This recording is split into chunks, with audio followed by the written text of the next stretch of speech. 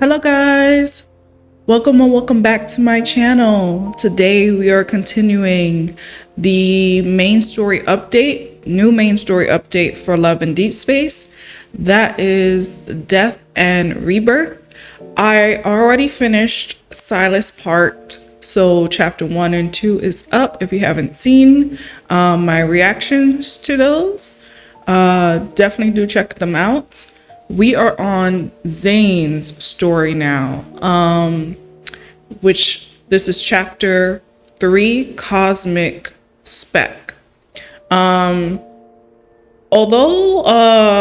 the first two chapters were mainly about Silas, towards the second chapter, like the middle and end of the second chapter, the story kind of transitioned into meeting Zayne. So, and we ended off where it was getting kind of interesting with Zayne, and now we're on story 1 for chapter 3, and it's called Dawnbreaker. Again, I'm wondering if Zayne is transitioning to Dawnbreaker. Maybe Dawnbreaker found a way. I kept thinking if Dawnbreaker found a way to be in MC's timeline through Zayne's, maybe with all these nightmares that he's having,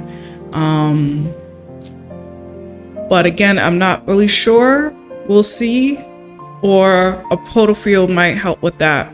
We did come across a wanderer, so I'm not sure if that's what's helping bring out Dawnbreaker more as well. So I don't know. I'm going based on this from the story branch. So yeah. Anyways, it looks like we're a Lincoln, but let's continue. We are actually going to the Fountain of a Tea, actually, because Zayne did end up leaving to go there, and I don't believe he let MC know, but for some reason he's sending her like gifts and stuff, and he wants them delivered several months. He was gonna send like pastries to MC, so I'm not really feeling well about that. There was a lot of talk about this is Death and Rebirth, right? Surprisingly, no one died except for Dimitri in Silas's story, but none, like MC didn't die or Silas. So I'm not sure if Zayne is going to die. I don't know. I have a feeling, because Zayne has been talking about life and death a lot more, health and such. Even since from his story branch, he's been talking about death, accepting death, and just coming to terms with death. And we already know how Zayne is with his self-sacrifice for MC.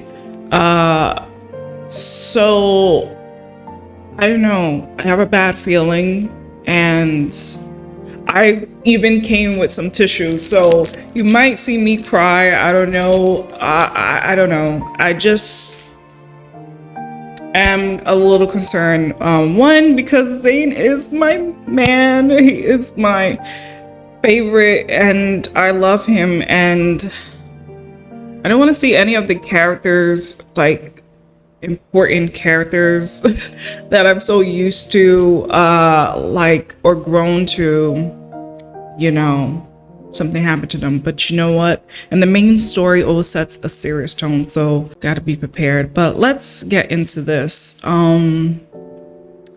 Just a heads up to the this upload might be 2 hours, just giving a heads up, because based on editing Silas' story, it felt like it was about 2 hours of recording. So just so you guys know, I really thank any of you guys who watch all the way through this reaction. But just be mindful. It is a long. I am gonna finish I usually try to finish the whole chapter, so it usually takes 2 hours.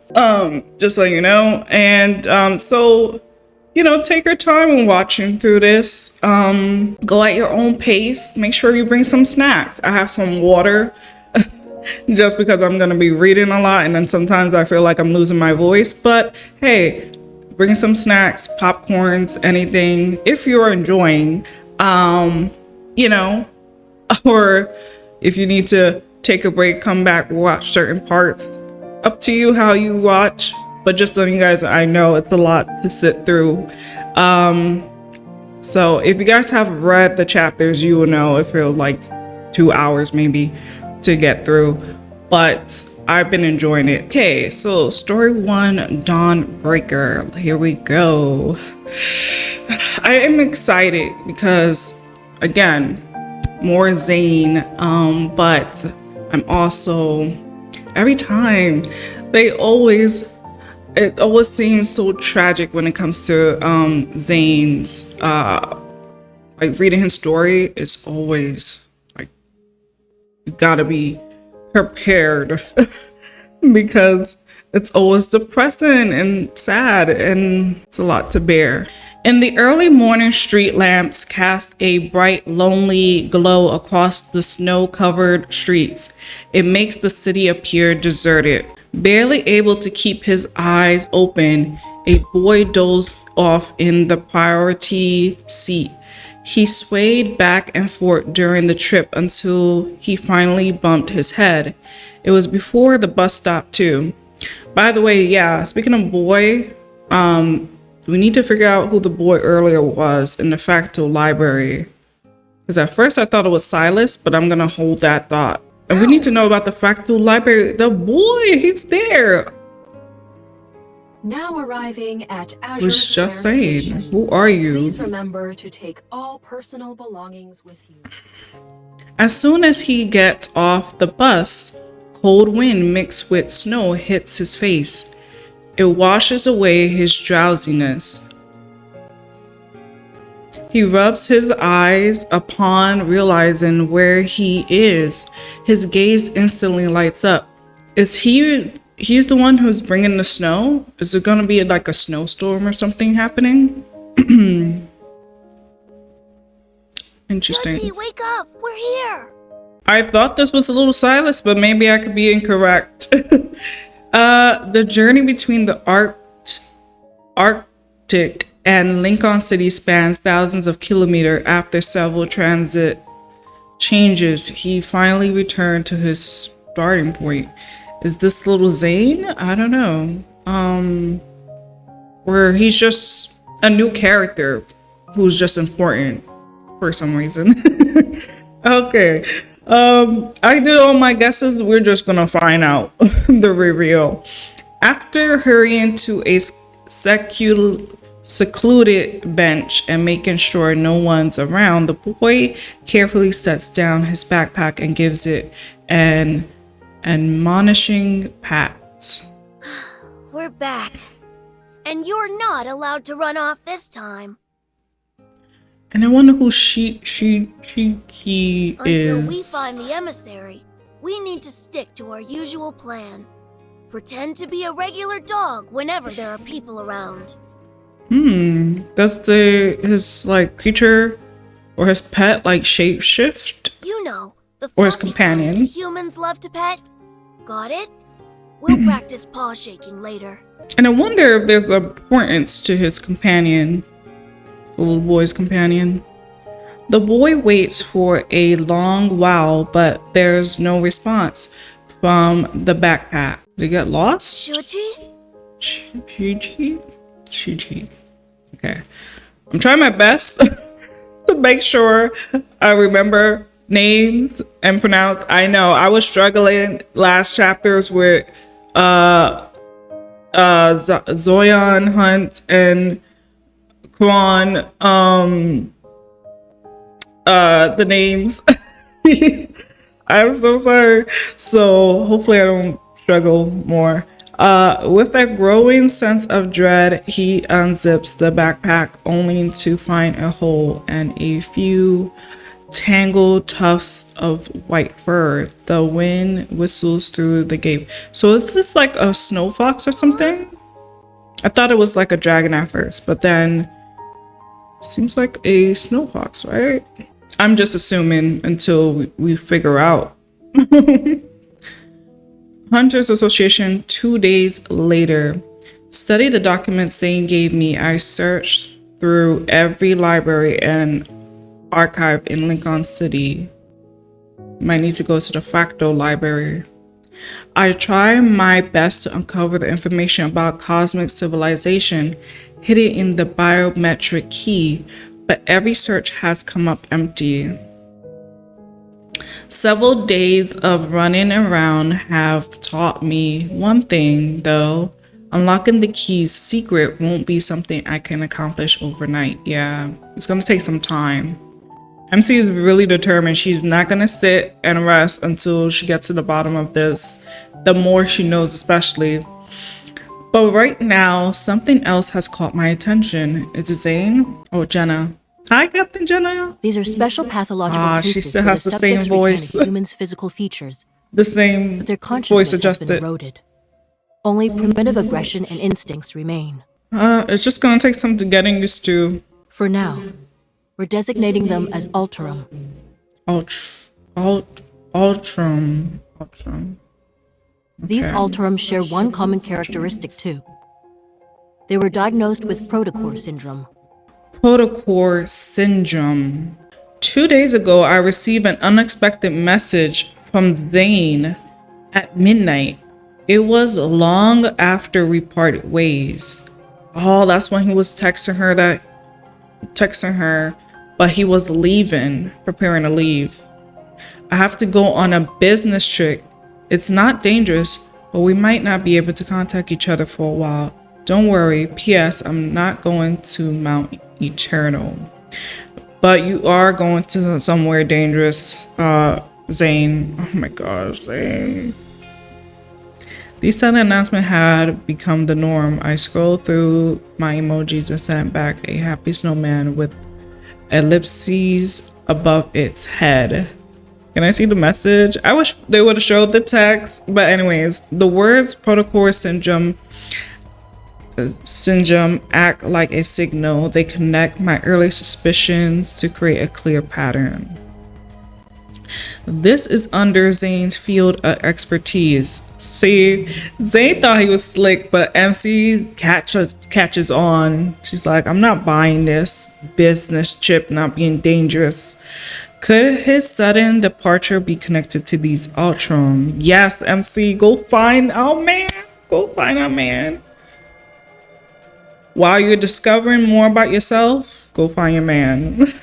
The description of the Ultron reminds me of those so-called specimens I encountered in Skyhaven. Oh, I remember in Skyhaven when MC later on in the story for Caleb's story, she met up with those, it was an area where Caleb got her out of there because it was like crazy with all the people. I don't remember if the people were like failed projects they worked on or something like that. Anyways, with the Ultron appearing in Lincoln City, does that mean the Fountain of IT has entered another phase? Well, that's where Zayne is going. The Fountain of IT. I'm gonna get down to the bottom of it. But according to these forum posts, a mysterious figure has appeared these past few days. They strike before the police do, and their codename is apparently Dawnbreaker. Zayne already transformed into Dawnbreaker. Oh my gosh. They always manage to deal with the Otterum before the police can arrive. So Zayne, did Zayne transform into Dawnbreaker? Yeah, because last chapter while he was leaving, it looked like he was turning into Dawnbreaker, right? Or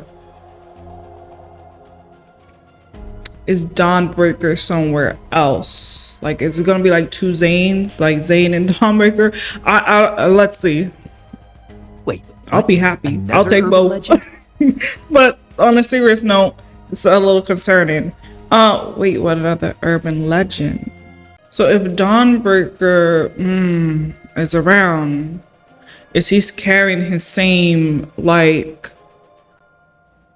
traits, meaning killing people who are about to turn into wanderers or people who are dealing with the protocol syndrome? Let's see. Jenna interrupts the off-topic discussion. The virtual display switches to show some photos from a crime scene. As for these recent Alterum attacks, the police need a hunter to investigate and detect metaflux readings. So in discovering, figuring out Dawnbreaker, we're gonna meet Zayne as well. This is gonna all Does get anyone us want to volunteer? Zayne. Oh, me? That'll be me. She probably won't let me go if I'm acting like this. I have to be calm like MC. Let's see. Thinking these clues might help Zayne, I raise my hand without hesitation.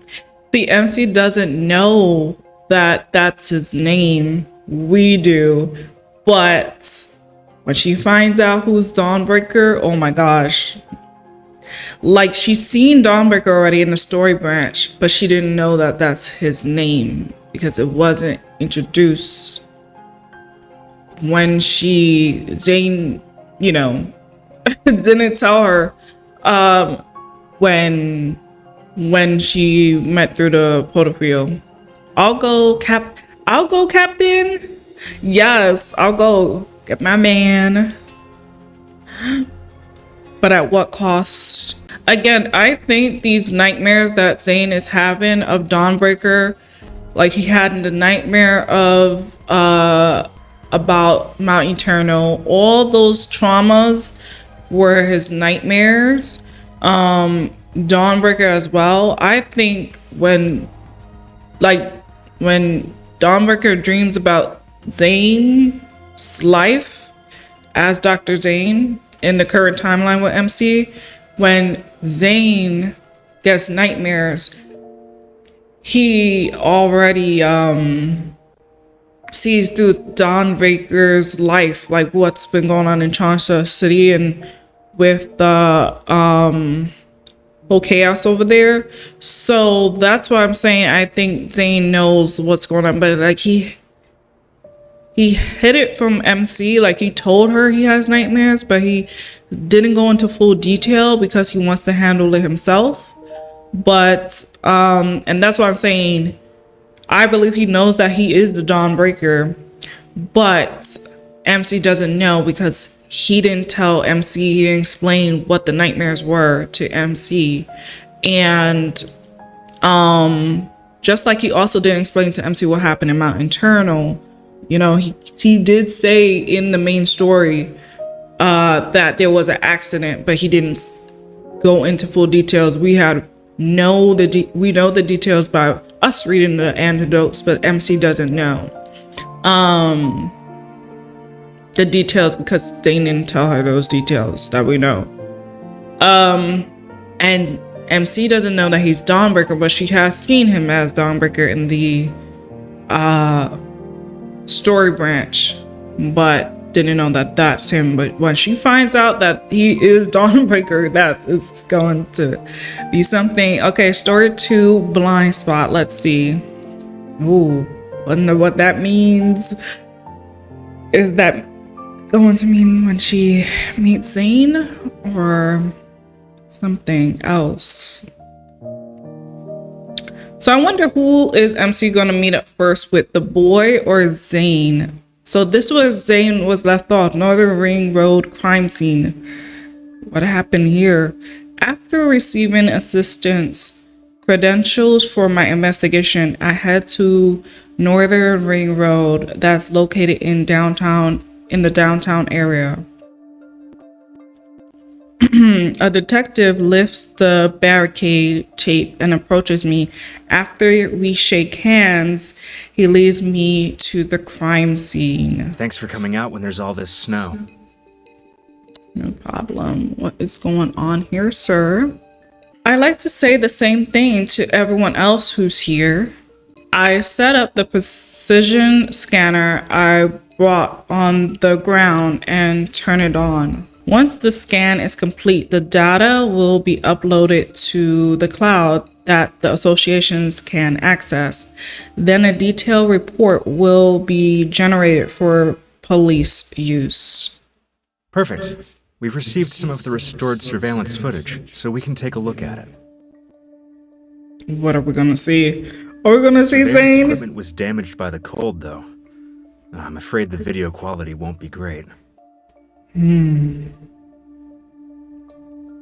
I thought Lincoln City's outdoor surveillance systems were designed to withstand low temperatures, but not with the strong evol Zayne has. The temperature Or dropped far Dawnbreaker. below the equipment's tolerance threshold. It's safe to say the damage wasn't caused by natural means. It was Zayne's Evolve or Dawnbreaker. The Evolve is so much more powerful that like it destroyed the quality for it. In the low quality footage the detective hands me, I managed to spot an unsettling figure lurking in the darkness. Oh my gosh, that's Zayne, that's Dawnbreaker. The creature's form is distorted.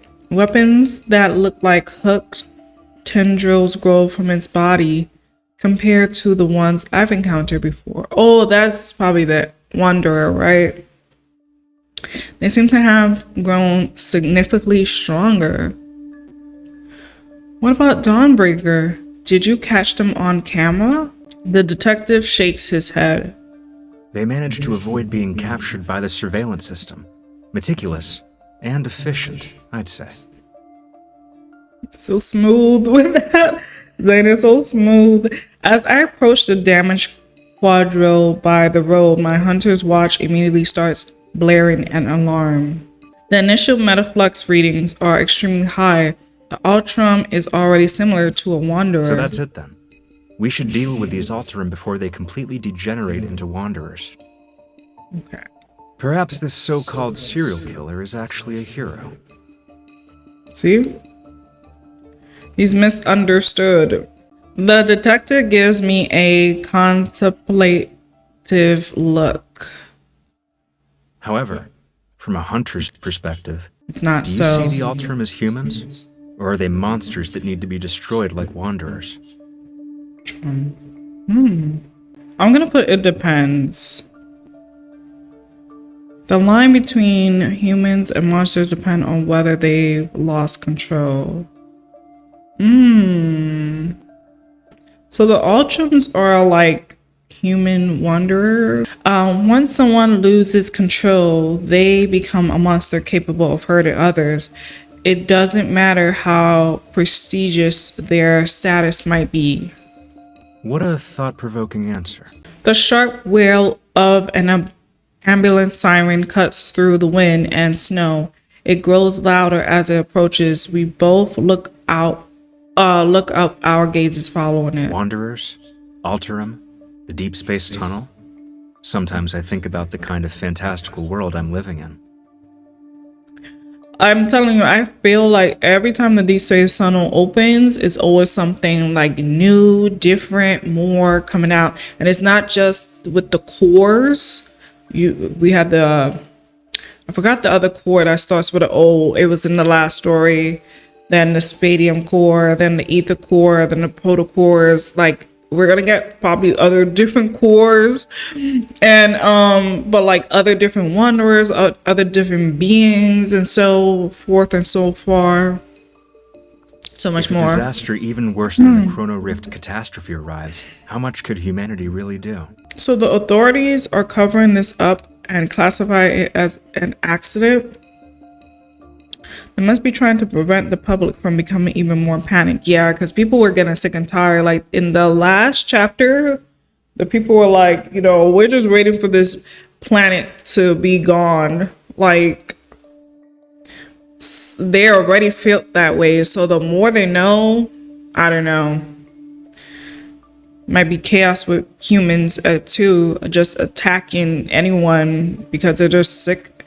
Humans might start creating crimes themselves because they're just gonna be sick and tired of the news that they keep hearing about what's been going on. If it keep unraveling. He nods before shaking his head. The Alterum will cause panic, not the murderer. Seeing my confusion, he smiles. A blood-stained murderer is more relatable than these abominations. Yay or nay? Maybe I'm overthinking it, but something about this detective seems off. Okay, are you someone we can't trust either? In any case, the association will provide the police with a formal energy analyst report. I should get going now. You're a little suspicious, sir. We're gonna see you again. On my way home, I opened the forum post that Tara sent me a few minutes ago. It's about Dawnbreaker. Let's see. We definitely need to know more Dawnbreaker than besides the anecdote. So let's see. Urban Mysteries. Let's expose the truth about the mysterious killer who only appears in snowy dawns. Dawnbreaker. Has anyone else noticed that the Ultram in Lincoln City have been slowly disappearing these past few days? That's because of okay, so the Ultram are like separate from Zayne and Dawnbreaker. Okay. Has anyone else noticed that the Ultram in Lincoln City have been slowly disappearing these past few days? That's because a mysterious killer has appeared in Lincoln City, the Dawnbreaker. They appear between dawn and sunrise, vanishing without a trace at daybreak.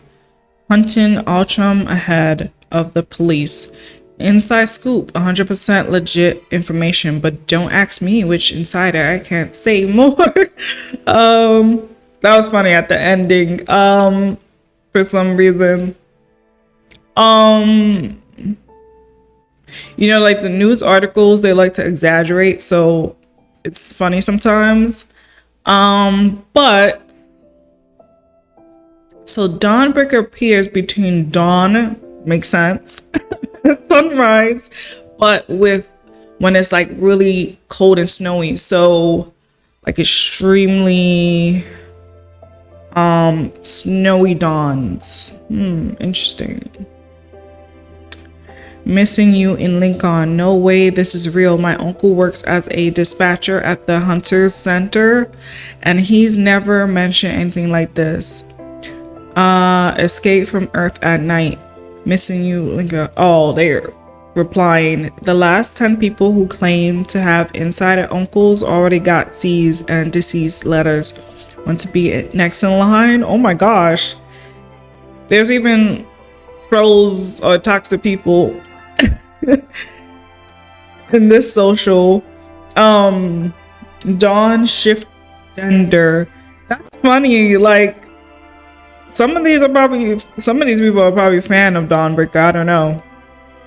Like the guy said, like they see him as a hero.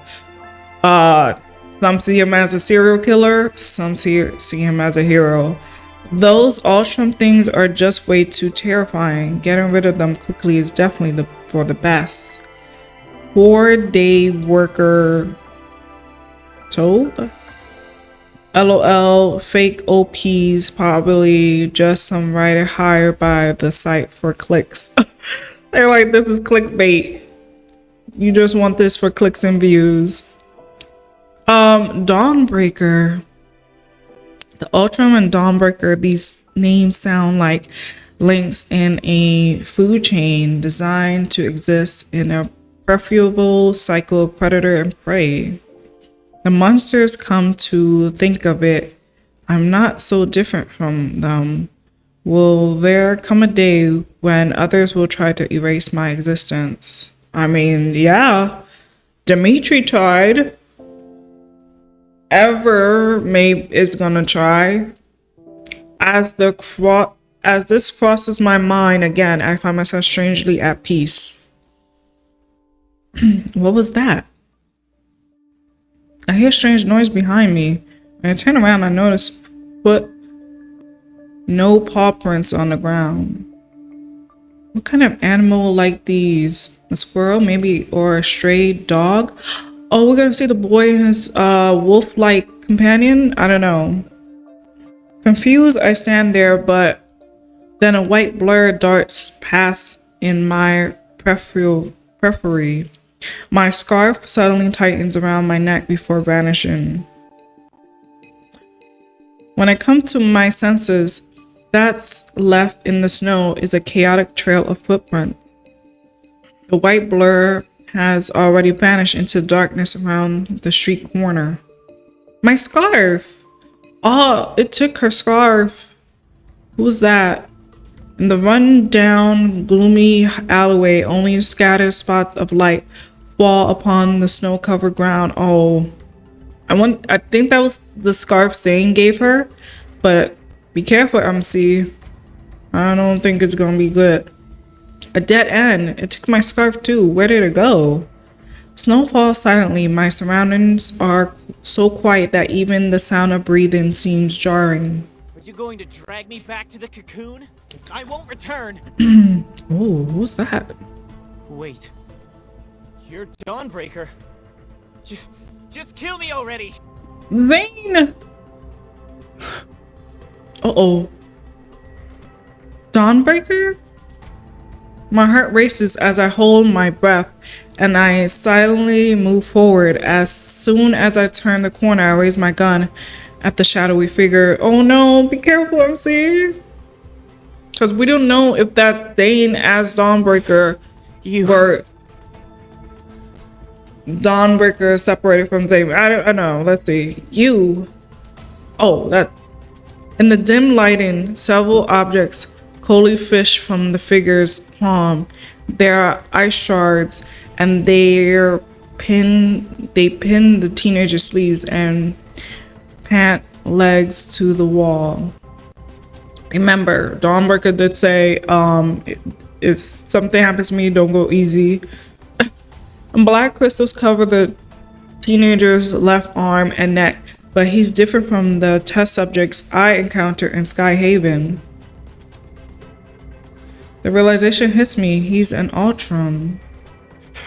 Oh. I said you could kill me, not torture. I suggest you stay quiet.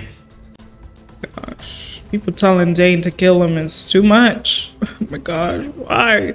So all these people tell him to kill him.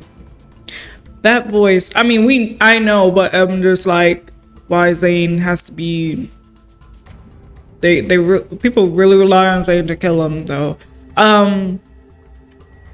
I freeze upon hearing a familiar voice and move my finger away from the trigger. Oh. Oh. Is it gonna click for you, MC? Oof. In the split second, a sharp shard cuts through the air. Wait. You look so good, but give me a second. All right. In the split second, a sharp ice shard cuts through the air. It barely misses my cheek. Oof. Careful. Now. Dawnbreaker Light, the Grim Reaper, turns to face me with cold. Well, with cold indifference, he meets my gaze. Zayne? Shocker, huh? The revelation, the reveal. Oh wait, hold on here. What? The white creature that had vanished into the snowy night suddenly appears from out of nowhere. It jumps onto Zayne. Okay. Was that the creature next with the boy? So the creature went missing and found Dawnbreaker. Must be. Right? Interesting. Oh my gosh. I am getting goosebumps, shivers, and chills. Like, oh my gosh. It's interesting that when they show Zayne as Dawnbreaker, they show this like dark aura. I mean, except for like in the story branch until we got into certain dark parts with Dawnbreaker, Zayne like dealing with the trauma. Like when Ash was talking to him and like he was remembering like past stuff that happened. But here is like, I like how they do the lighting effects. Okay, we're on story 3, I think. I didn't even read the title because I'm like so excited. I just want to dive in. So let's see.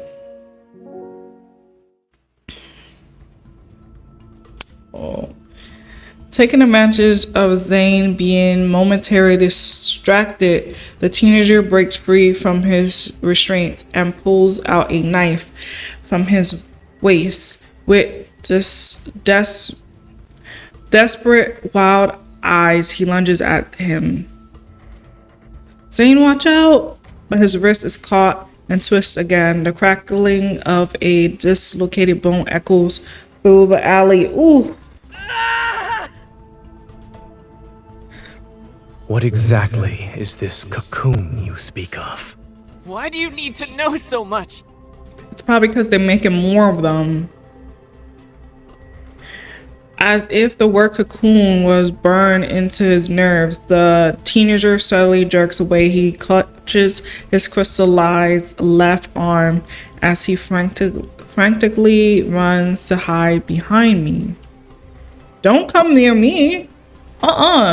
If you're not going to I want Zayne behind me, not you. Not you. Get away, Zayne.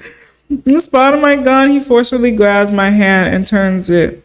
The barrel is pointing at Zayne now. If you're not going to kill me, let me go. Stay back. Okay, hold on here. Let's see. You better get away from me. let me go. I'm not joining you with killing Zayne.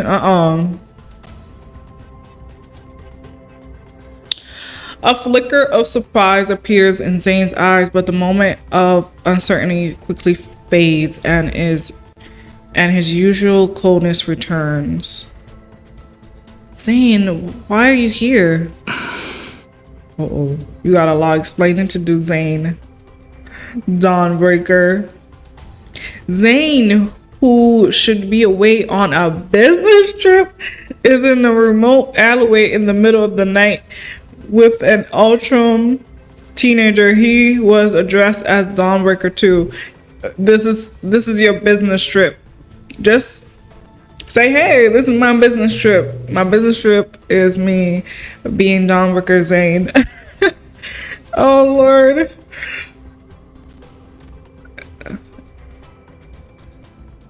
Oh my gosh. Something isn't right. Questions pile up one after another in my mind. As I assess the situation, I slowly try to free my hand from the teenager's grip. Help me, Zayne. You gotta at least help me. Get off me. Get this guy off me. Gotten to the point where death is necessary. Zayne and I speak almost at the same time. I'm once again taken aback by the coldness in his voice. But after tonight, that might change. Ooh, I like how his voice is deeper. Dawnbreaker, The crystals will erode your body. Your skin will be split open, and your bones will be ground to dust. When it reaches your neck, you'll lose your voice. No one will hear you scream. Oof. I know MC is like in disbelief. Like, the person I met before is the same one standing before me, yet the version of Zayne feels like a stranger. Where is Zayne? Where is Dr. Zayne? His voice is cold, his gaze is cold, even his breath is the epitome of coldness. Something seems to trigger a memory in the teenager. His voice trembles as his body curls like a bow being drawn back. I was about to say drawn back. He buries his face into his knees. You're right. They all died like that after emerging from their cocoons. Cocoons? I want to live. But if I'm going to turn into a monster, what's the point? I'm gonna have to die. That's the point. Rather than let the cocoon turn me into a mindless monster, Oh, I'd yeah. rather die. Zayne remained silent. Oh, that turn. Zayne remained silent and he lowered. Okay, that look. What? I'm distracted. That look, guys. He was like, and then turn to the side. The side profile gonna get me every time. Honestly, I feel like he has the best side profile. I'm sorry. Like, anyways, Zay remained silent and he lowers his gaze as ice crystals silently form in his palm. Uh-oh. Is he really going to do this? A dignified Are we gonna watch death MC? doesn't exist. Is this person gonna die or not? Thinking you're in We're on a control of the standstill. situation by choosing to die. You're only comforting yourself with a lie.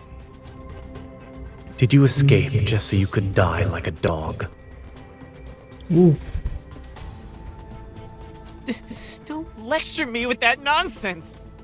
Yeah, you clearly didn't want to die, dude. But since you got caught. The teenager straightens up and lunges at me again, his hand trembling uncontrollably.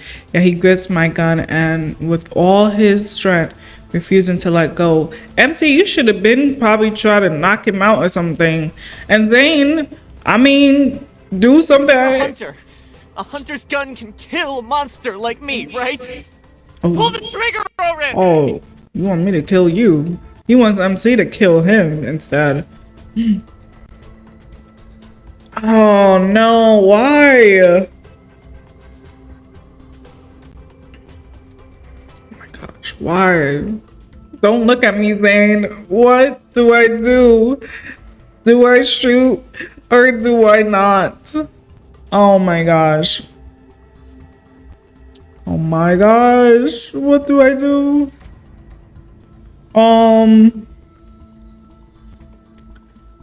I mean, MC, we were shooting people. I mean, in the last chapter. But I'm gonna leave this. I'm not gonna do it if they might end up doing it, killing. He's staring me down. Okay, I won't do it. You can't be serious. With a flick of my wrist, I toss the hunter firearm away and kick it out of reach. The teenager desperately lunges for the firearm, but Zayne catches him by the waist and pins him against the wall. Stay calm. Focus on my breathing. Exhale. Inhale. Musa. Wait. I know you don't really want to die, so stop saying it. After several seconds pass, the teenager finally comes to his senses. He nods as if emerging from a trance. Yeah, he didn't really want to die.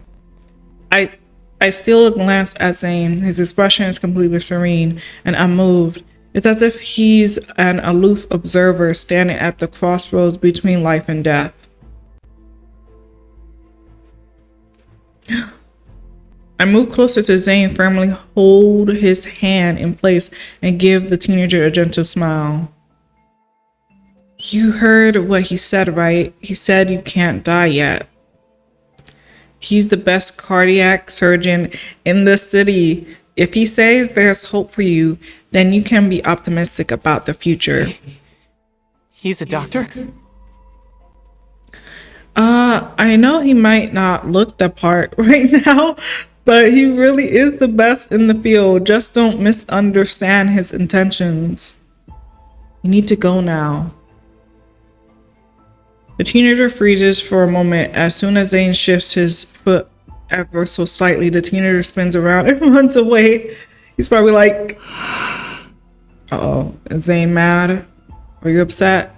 If we weren't there, he might have probably just killed him. I don't know. Or the teenager would let him kill him.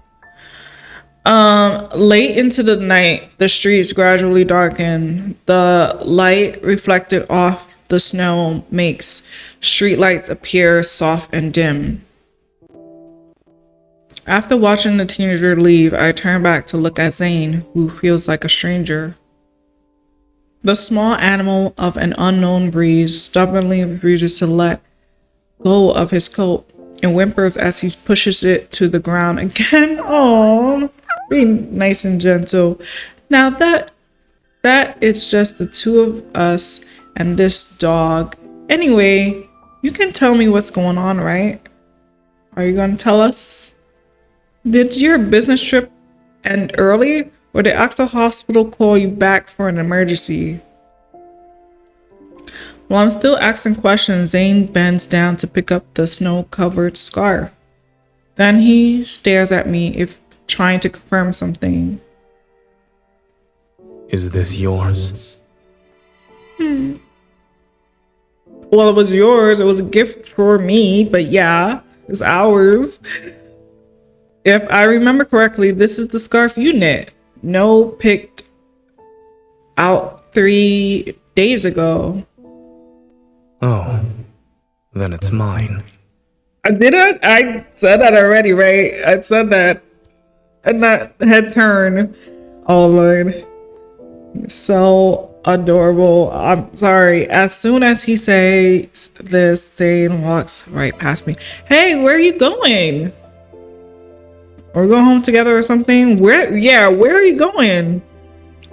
Oh, I didn't want to ask, you don't know me? But I already said where are you going first. Wait, where are you going? It's none of your business. Hold much. You will open up soon to me, Zayne. But Axel Hospital is to the north and your home is to the south. So are you going home or to the hospital? He stops in the snow and gives me a cold glance over his shoulder. His voice is devoid of any emotion. There we go. The subway station is this way. Why are you going to the subway? Zayne, Zayne, do you know how to drive?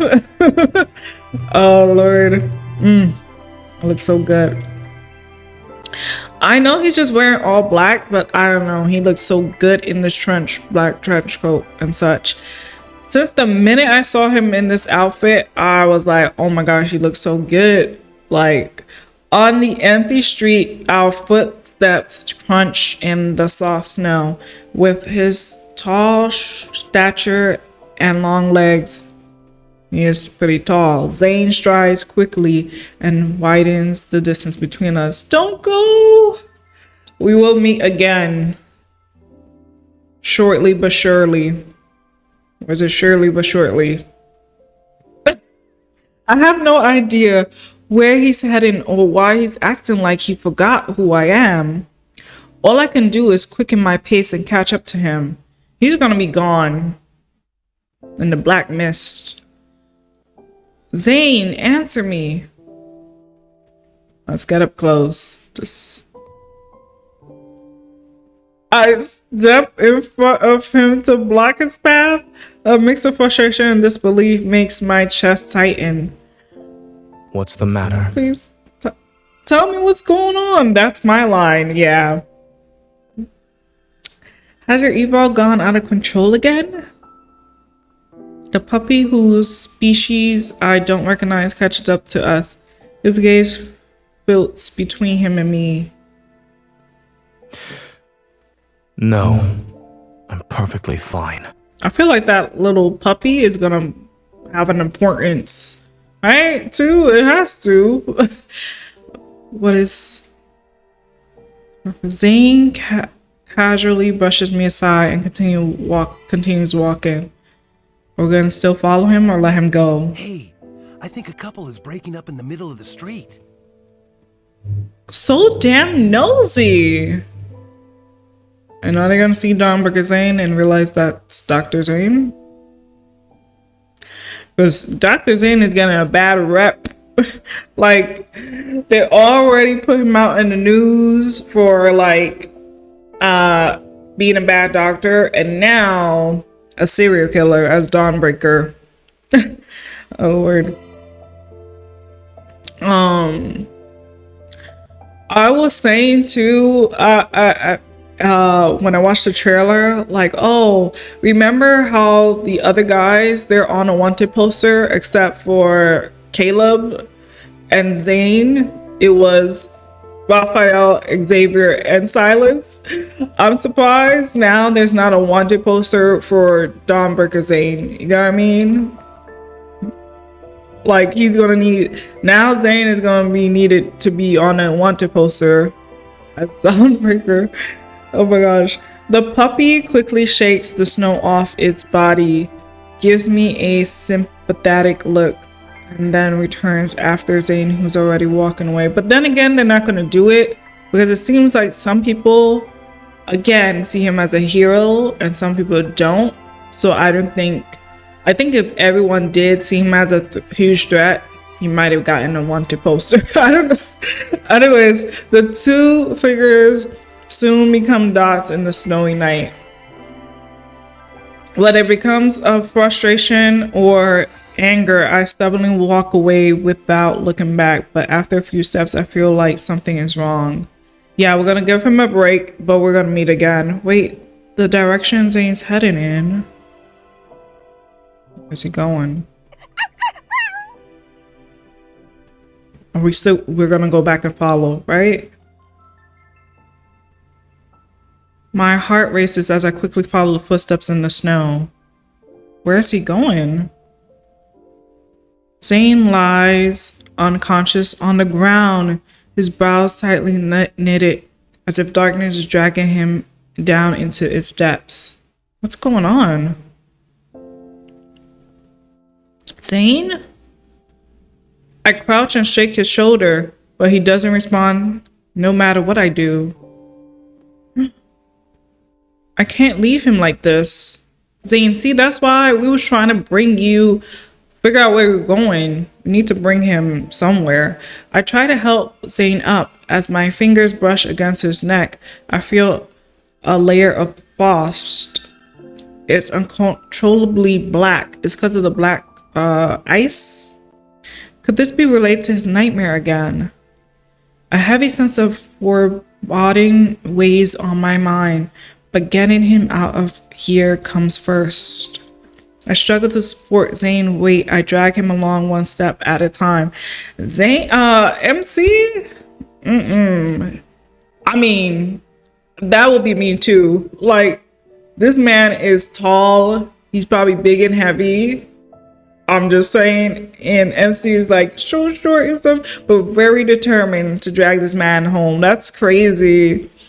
That'll be me. I don't care if he's too big. I don't care if it takes long. Why was he talking about taking the subway? The path actually leads to my apartment complex.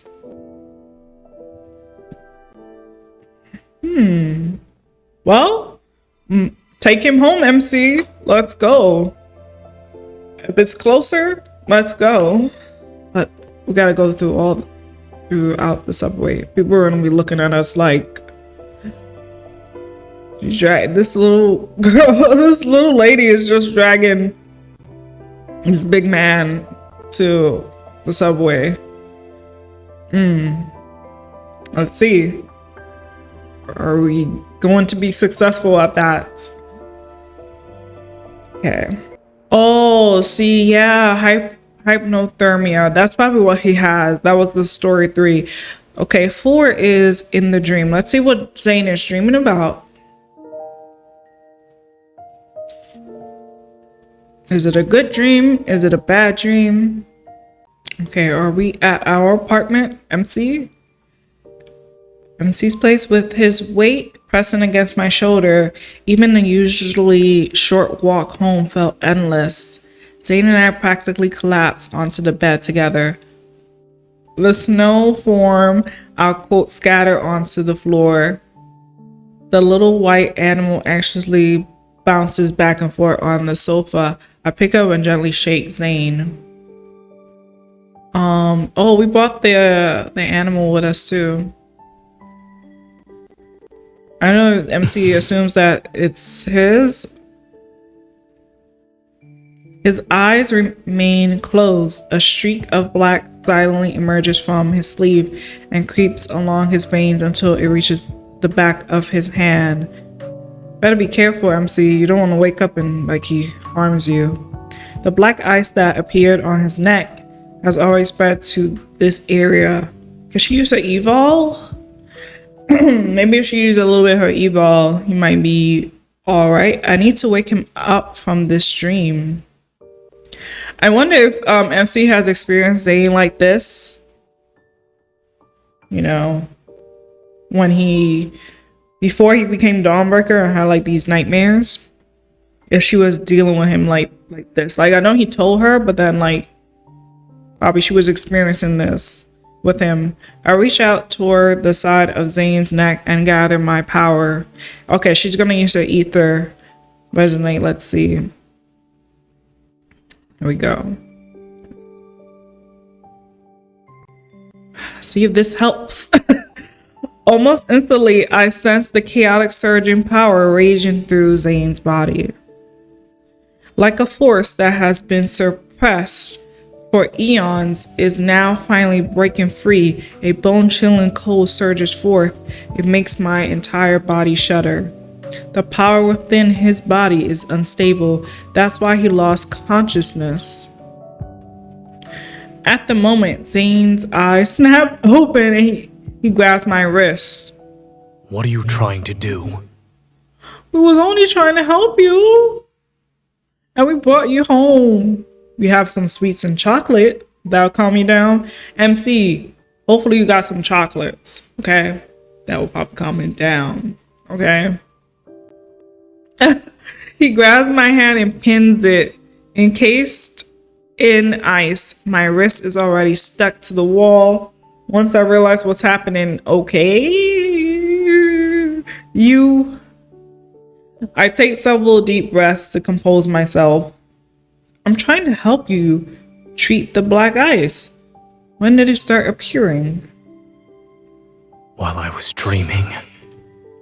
His voice. Oh Lord.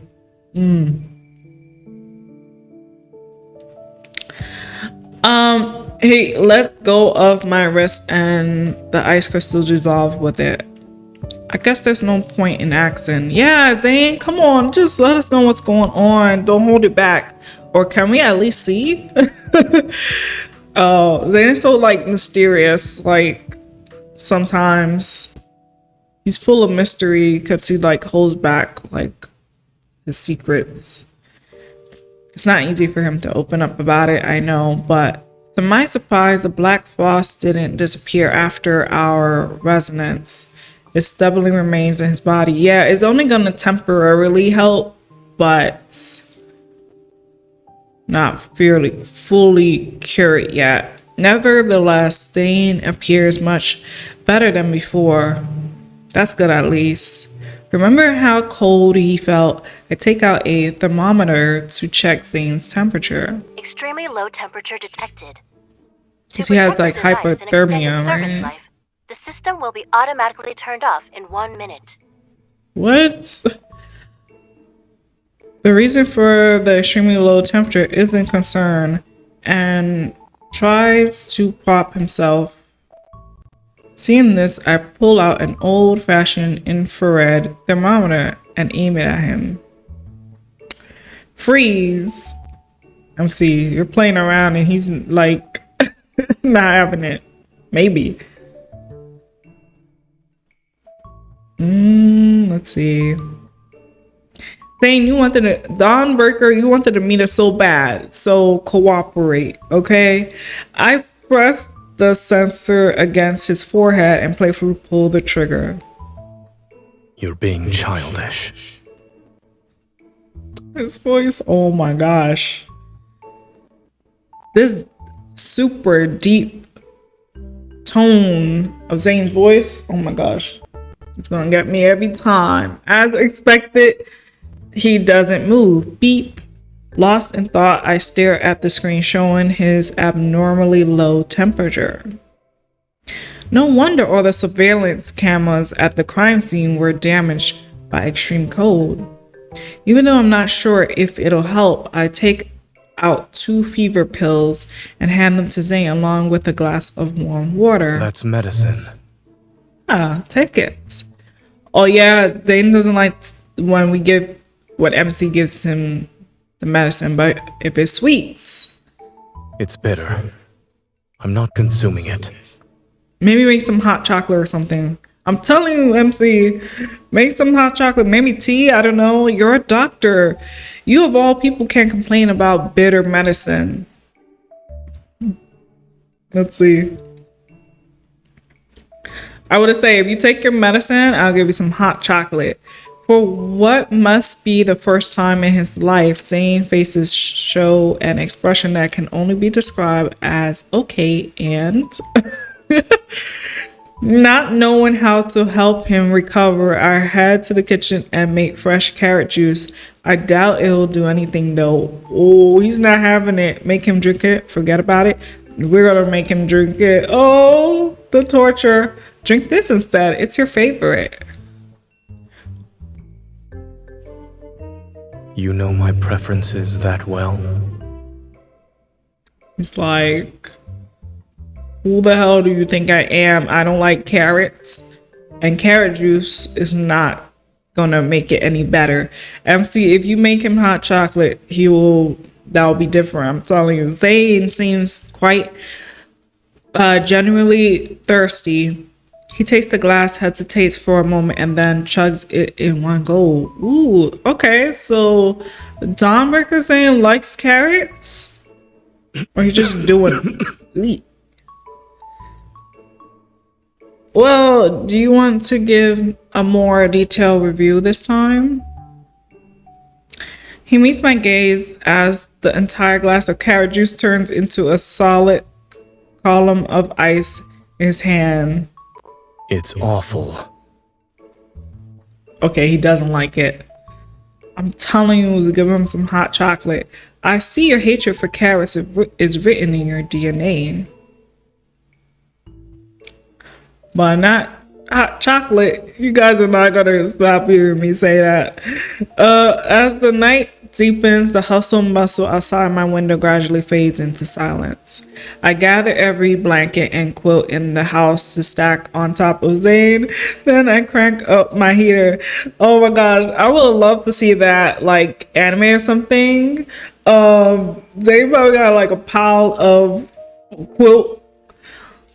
Like it probably looks so stuffed. I'm not cold.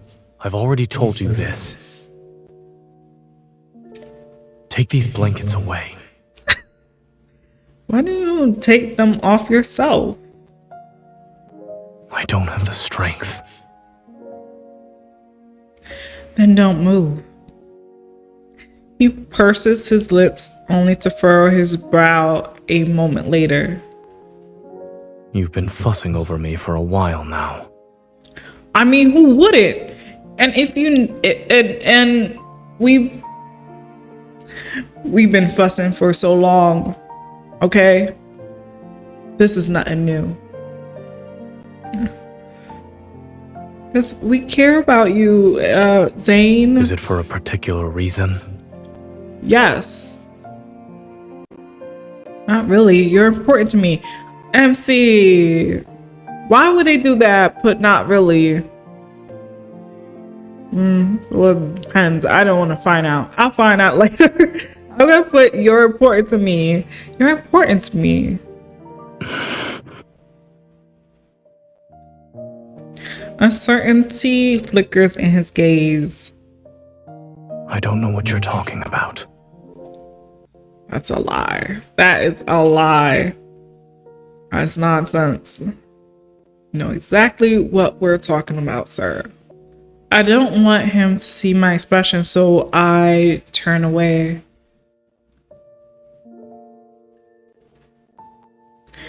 The real reason is simple, actually.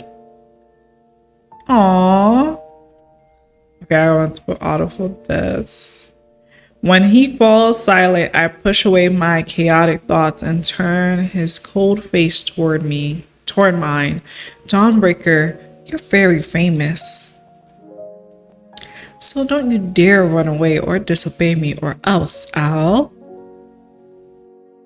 You'll what? Trap you. I don't know. Hold you hostage? I don't know. Is that creepy? Okay, anyways. He axes softly. His chin is still tilted up by my hand as his gaze falls to meet mine. I'll make sure you won't live to see tomorrow's dawn. I yanked the blanket to block his voice and gaze in the darkness. Okay. What you described is not the first time this happened to Zayne. So Dr. Noah knew. I witnessed it once when he was doing research with me at Mount Eternal. Because it started up there. A complete stranger overnight, and no one knew what happened to him. I figured this wasn't the first time Zayne had been in this state.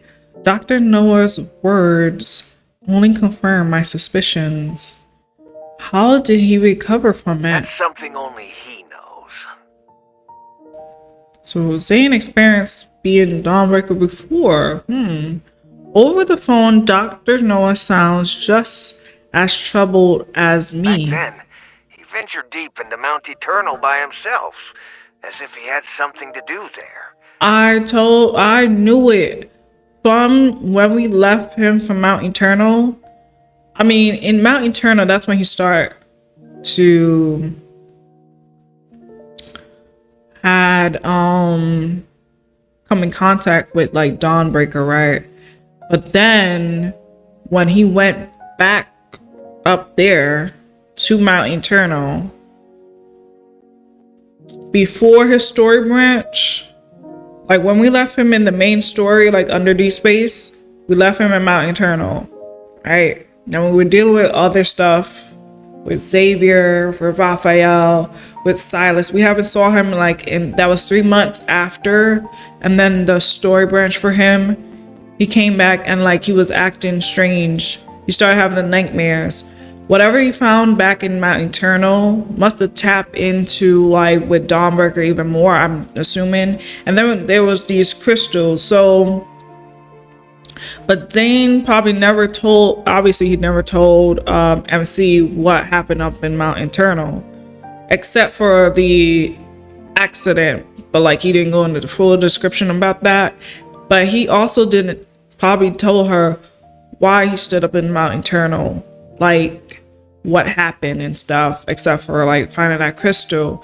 And then he said like he probably told her he had nightmares, or she experienced him having nightmares, but never explained why or what the nightmares were. Because I think he's still trying to figure it out for himself too. To his usual self, the one we all knew. Okay. So this is not the first time, I or the guess second whatever he time. needed to do was done. Mount Eternal. Are we gonna go up there instead?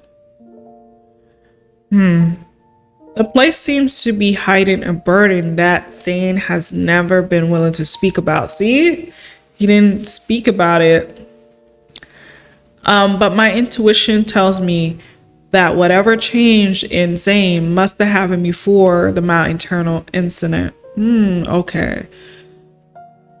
So it must have happened before, during, and after. Those black ice crystals seemingly out of reach. They linger somewhere in the depths of my memories. Interesting. Okay. When I open the door again, I find a ball of white fur sitting by the bed. It's wagging its tail at me. When do you sneak in? I'm surprised MC is not curious about the animal. As I get closer, I notice the creature is contained with a semi-transparent dome made from the ice evolve. It restricts its movements. I don't even need to ask who did this. Zayne really doesn't show mercy, huh? The puppy-like animal lets out what sounds like a bark of agreement. I reach out to dispel the evolved ice barrier, then I sit down with the creature in my arms. Now closer to Zayne, I can see his eyelashes trembling in his deep sleep. They're like the wings of a weary bird that's finally resting at home. Is Zayne gonna disappear after we wake up the next morning or so, or are you still gonna stay with us? I don't know what you're dreaming about, but I hope they're sweet dreams. Good night, Zayne. And kiss him on the forehead, you know. I don't know, maybe a kiss might help. I would just say, in the stillness of the night, only the white creature noticed a faint sound. Is that Zayne? A subtle energy seemed to be flowing. The white animal's ears twitch as it looks up at Zayne and the girls joined hands. The cold, corrosive sensation gradually fades. A warmth surges through Zayne's cold fingertips like water traveling through a leaf's veins. For this soul that's been trapped in nightmares for so long, the all unmelting black ice covering his body finally recedes bit by bit. So, Dawnbreaker. Oh, we get it. So this is not, so this answered my question that this is not a separate Zayne. This is the same Zayne. He changes into Dawnbreaker every now and then. So this is the actual Zayne. Not like Dawnbreaker and then Zayne separate. You know, it's Zayne transform into Dawnbreaker every now and then. Okay. Story 5, Beyond the Snow. Let's get into it. The investigation into the Alterum and the unidentified suspect is still ongoing. We urge all citizens to remain vigilant, avoid spreading rumors, and exercise caution when traveling alone at night. Okay, so the Ultrums are still like out.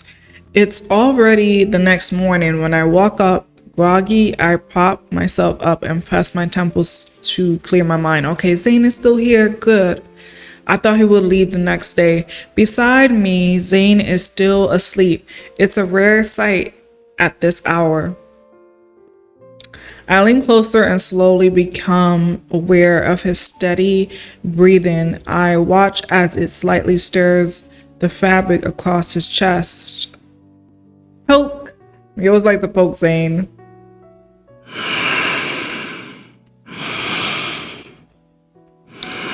Are you okay, Zayne? You still need some more rest? Uh-oh. This is payback for making me haul you home through the heavy snow yesterday. Poke again. Are we poking his nose? And that's for freezing my hand to the wall. No. Holding back my laughter, I give Zayne's nose a gentle pinch. Yeah, because, oh Lord, Zayne's nose is big and pointy.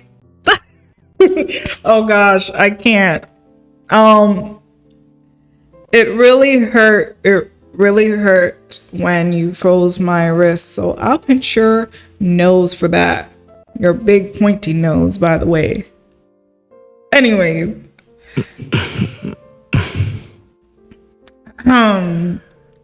Is messing around with people while they sleep a habit of yours? Okay, not only is Zayne's as Dawnbreaker voice, his voice as Dawnbreaker, oh my gosh, it's so good and rich. But him waking up groggy and tired, and then again, his voice is deep as Dawnbreaker, and it's like soothing at the same time. Oh my gosh. I feel his warm breath on the top of my head. My breath hinges as I meet his slightly wary gaze. The morning light filters through the curtains and fall onto his tousled hair. Looking into those eyes, I can tell that familiar Zayne has returned. So is he back? Joy wells up inside me as I wave my hand in front of his face. Are you finally awake from your nightmare? He nods, and as he stretches his neck, I see the black ice on his body has completely disappeared. You're actually back to normal. You could phrase that differently. You're Dr. Zayne. Is that better? You're not Dawnbreaker now. You transform back. Oh, we're getting close, like super close. Before he can say more, I embrace him. He doesn't pull away and gently wraps his arms around my waist. Congratulations. I'm the first person you saw when you woke up. Yesterday, when I was in that nightmarish state, did I trouble you? So he's aware that this happens to him. I wonder what happens to Zayne. Like what is Zayne going through? Again, if Dawnbreaker is like when Zayne transformed into Dawnbreaker and now he's in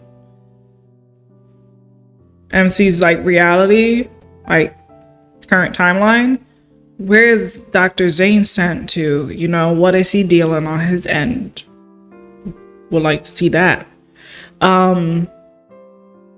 You know, so yeah, you're kind of cute. You're a little childish. You're kind of cute. I want to know again, maybe a little, but you were kind of cute. Yes, you was. Yes, you were. I would say kind of hot. Okay, kind of handsome, but we'll go with cute. Especially when I pinned you under the blanket. I'm telling you, I would have loved to see him pile up with all those blankets. You could Probably only did see look the cute. blanket. How was that cute? It is cute. Stuffed up with the blanket. Seeing the cold and willful side of Zayne, even for one night, reminded me of when we barely knew each other. Ooh, so he was like that, like stoic. He takes a while to warm up to, you know. And the thing is, I think Zayne acts cold because he does, like, he's going through the trauma, facing it alone, and it's hard for him to, like, open up about it. So I think, like, that's another reason why he acts standoffish and cold until he could get over it and probably like express and probably explain to MC. I don't know. It probably feel like a more weight lifted off his chest. But I think he acts cold and stoic and stuff, and like, because he holds back what he's dealing with. You get what I mean? Even though it still gets revealed over time, it's like he has to find a way to just face it, but he wants to face it alone. And so, and he doesn't want MC to get involved because then he'll feel like responsible if it's becomes too much, you know? I feel at ease as everything falls into place. A moment passes and I look into his eyes again. How much do you remember about yesterday? Zayne rubs his temples and sits up. It's a little hazy, but I remember most of it. Including how you froze my electronic devices and hand to the wall, and how you even told me to not be nosy. Yeah, he said it's not your business. None of your business. He glances away for a moment before his gaze calmly returns to me. I also remember how you stacked blankets on me and did a test with carrot juice. We can make it up by giving you some hot chocolate. Your memory is impeccable. So when did these nightmares start? Yeah, where They at became more first? frequent after I returned from Chansha City. Oh, I was more so want to know like at the very beginning because I feel like this is way more past than that. But I figured, yeah, Chansha City. And in those dreams, I always forget who I am and what I'm supposed to be doing. What? What is he supposed to be doing? The me in my dreams, however, has his own mission to complete. He presses his lips. I wonder what that is. He presses his lips into a thin line and looks at me. The guilt he feels is clear. Maybe that's why he feels like the answer is the fountain of AT. Maybe that's where his dream, like currently now, is leading him to go to. And that's why he was supposed to go on a business trip to go over there. For some reason, the scene from last night flashes through my mind again. It stirs up emotions I can't quite name. Well, there's no more black ice on your neck and hands. Your palms are warm too. It's safe to say that you passed the physical examination. Yeah, but even though like that Dawnbreaker, even though as Dawnbreaker saying he has the black ice, even as Dr. Zayne, he still deals with that curse with the ice, you know? Like his evolve acts up still. So even though he doesn't have the black ice, he still gets the ice. Like remember in the main story, he has the ice on his arm and all that stuff.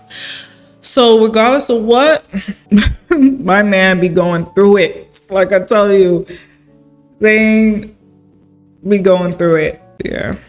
I open my arms and wait for him to initiate the hug this time. Big hug. Yes, let's hug him just to make sure that we let him know that we're on his side. He's okay and everything. He doesn't have to face this alone. Zayne hesitates before leaning down. Then he wraps his arms around me. His warm breath brushes against my neck. Oh. Good morning. Good morning to you too. Oh, they have a better background for his car because before, I don't know, it was really weird, but this looks good. Okay, before taking Zayne home, he accompanies me to the association. I'm going to update them on the progress in the Ultram investigation.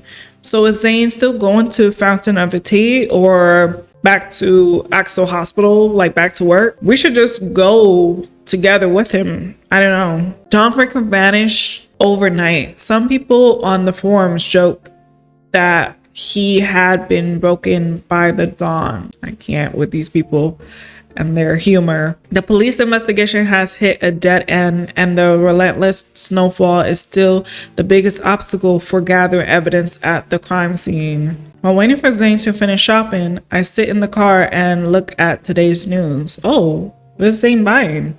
Clothes? Food? Sweets? Ever, which announced the Fountain of Atay initiative. Fountain of Atay. The first phase of the project, the Val Sanatorium. We might end up going over there. According to several reports, Val Sanatorium is using medical pods called Rebirth cocoons to treat patients with protocore syndrome. You guys are creating the Ultram Rebirth cocoons. Maybe that's why the title is called Rebirth. Maybe it's because of this situation going on. Probably not necessarily like main characters are gonna die and reborn. Maybe the rebirth is these patients. I'm just hoping it's that. My mind quickly latches onto this word. I heard this term yesterday. Yeah, I'm latching. Like you're latching on to Cocoon, MC. I'm latching on to Death and Rebirth. They all died like that, after emerging from their cocoons. Rather than let the cocoon turn me into a mindless monster, I'd rather die. The cocoons, the Ultram mentioned must be these rebirth cocoons. Oh yeah, maybe Death and Rebirth is like the patients are dying, so then they these surgery or experiments, and then that's their rebirth. Seeing my troubled thoughts, the white creature pushes his fluffy self from the backseat to settle on my lap. Okay, so we're still bringing this creature along. I wonder if we're gonna eventually find the boy that's looking for him. Are you trying to comfort me? Thank you. When Zayne woke up, I asked about the animal. He said it belonged to some distant relatives. Asked for why he got lost, stole my scarf and refuses to leave Zayne's side. Zayne says he's not sure. So what kind of creature are you? Can it speak back? Because it seemed like it understood what MC said earlier. I decided to take out my phone and use its image recognition feature. Are we gonna see how it looks? I wish they show us a picture. As the screen refreshes, it shows a majestic IZ, the divine beast of anti-quality, knows all beneath heaven and earth. With trembling hands, I cup his face. My gaze travels from his clear eyes to the tiny horns protruding like fresh sprouts near his ears. Okay. Interesting. Zayne, do you know any... Hi, Zayne. What did you buy from the store? As I struggle to find the right words, Zayne returns to the car. He has a bag of chocolates and dog food. Aw, I'll consider it of him. But like I said, MC, that's what I'm saying. You should have made him hot chocolate. I told you. Zayne loves his chocolates. That's all I noticed. Again, like Zayne loves his sweets, like candies and pastries and all that. But I think his favorite is chocolates. Like macaroons, yeah. Mints, yeah. But I think chocolates is his favorites. Anyways, since you bought dog food, why don't you keep him? After all, your robot vacuum is the only other living thing in your house. Shouldn't it have a friend? That FP. Oh Lord. Why do you even have pets, Zayne? That won't be necessary. My robot vacuum has its own social life. I forgot because I could think it was scared. I think they were scared of him, Zayne, like animals, but not this creature. Because it's evil. And he's afraid maybe he might harm it. I like the view. See more of his view as home. I love his place. Oh no. I don't know about any of you guys, but I personally love Zayne's home. It feels like safe and secure and you get some privacy. That's why I like Zayne's home. And it looks so cozy and clean and very neat. Okay, through the windshield, the warm glow of our headlights cuts through the heavy snowy gloom. A figure is looking around while standing near Zayne's house. It's a young boy in plain clothes. He's holding books in his arms. Is that the boy? As soon as we get out of the car, the boy's face lights up with excitement and anticipation. He spreads his arms wide, forgotten. The books fall to the ground. Emissary! Who's emissary? Is that Zayne or the companion? Emissary. See, before they said the emissary, godlike, oh my gosh, in the last chapter, and I have figured that that was Zayne. Is that Zayne some type of god too? An emissary? Let's see. And if so, what is his purpose as being an emissary? Okay. The emissary. Let's find out. The fountain of IT. We got that. We're on story 6. The unfamiliar teenager rushes towards Zayne, who's standing behind me. So it must be Zayne, right? The mysterious little creature wagging its tail runs over as well. Soon enough, all three of them are tangled in group hug. It seems like the boy knows. So Zayne knows them. Let go of me. Right? The teenager steps back, then he excitedly scoops up the small animal. So that's where you went, Shuchi. Why didn't you tell me? Watching this harmonious scene between human and animal, I'm touched, but then I quickly become confused. I'm surprised you didn't whip out your phone, MC, and like take a picture of them hugging.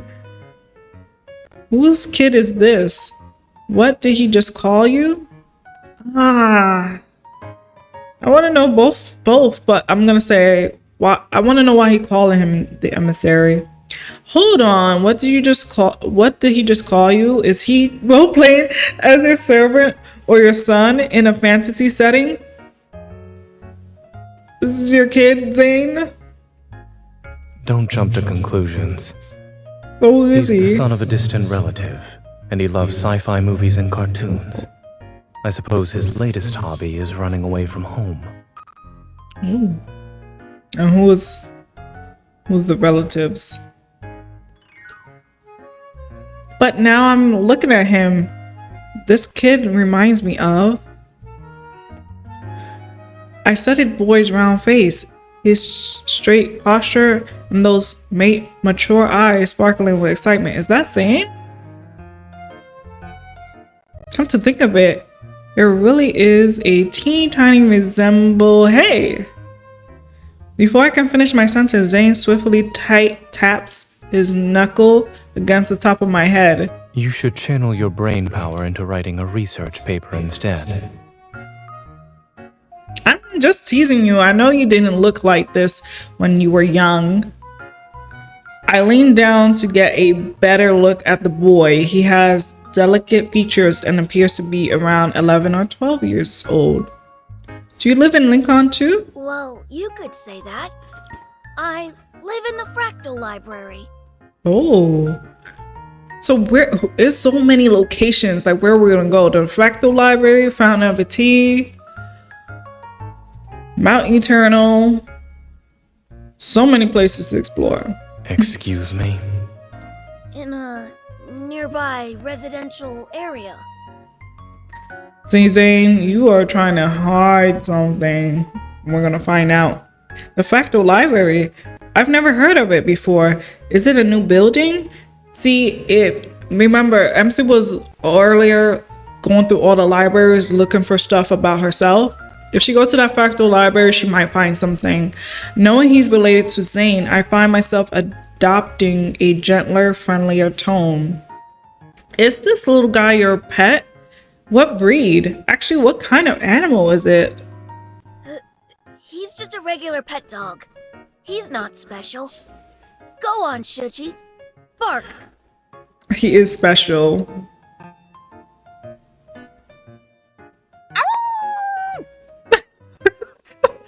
He is special. You're special, That's Chiji. not the correct sound. He's howling like a wolf. Okay, now shake. Doing all these tricks. The small creature glances at me and then at Zayne. He swallows his pride and places his paw in the boy's palm. Zayne stands by the wall with his arms crossed. When he sees my skeptical look, he looks away. The boy's face relaxes with relief as his expression shifts to one that says, I told you so. Can you spin? Can you speak? I want to ask about speaking because it seemed like he understood what MC said earlier. Maybe I'm the one losing my mind here. I don't think so, MC. I think it can speak, but I don't know. We'll see. Seemingly unable to watch any longer, Zayne waves his phone. I just got a text from his parents. They're going to pick him up. No, we want him to stay so we can get to know each other better. Already? Can you stay for a little longer? I was actually planning to stay for a while. But Zayne is sending you off. Zayne's sharp gaze sweeps over the boy. I might be imagining things, but the child and the dog freeze. You're hiding something, Zayne. Right. I wanted to say hello. Uncle Zayne will send me home. Uncle Zayne? It's cold, so you should head inside. I'll see him off. MC, you better listen through the door or the windows. In the dim daylight, Zayne watches the girl wave goodbye. She's out of sight once she closes the door behind her. Okay, so we're gonna find out. At least we can find out. Sorry, MC. The boy catches a snowflake in his palm and silently watches it melt. Why did you come here? Hearing the scrutiny in Zayne's voice, the boy's expression shifts to match its severity. 7 years ago, you promised to take up the position at the Fractal Library. I traveled here because I'm asking you to fulfill that promise. Oh, Zayne. This is almost like his myth where he has to stay in the tower. Why is it that Zayne, right? I'm not saying that the other guys were not trapped or going to be trapped or anything like that or so, but I feel like why is it that with Zayne, like with Zayne is always like, I feel like with Zayne, I feel like why is it always that he has to be like cursed, stuck, trapped, like, you know, in a way, like he's just trying to live a normal life and stuff, but it's like he always has to at the end of the day play a role where it's like he doesn't have any freedom. That's how I feel, like in a sense. So yeah, like he always has to feel like his destiny or a prophecy, like where it's like You he were has selected as to. the emissary of the divine. Astra ordained it, and your nightmare is the greatest proof of this. Astra. So still Astra is still in control of Zayne even in this timeline. No wonder. Gosh, Astra, when we catch you, Astra, just show up. Like I said, guys, we need a boss fight with Astra. Like, where are you? So here we are again. Zayne is probably cursed to not be with MC. So I think Zayne knew this, right? Maybe? Way, it seemed like way before, right? But how long was that?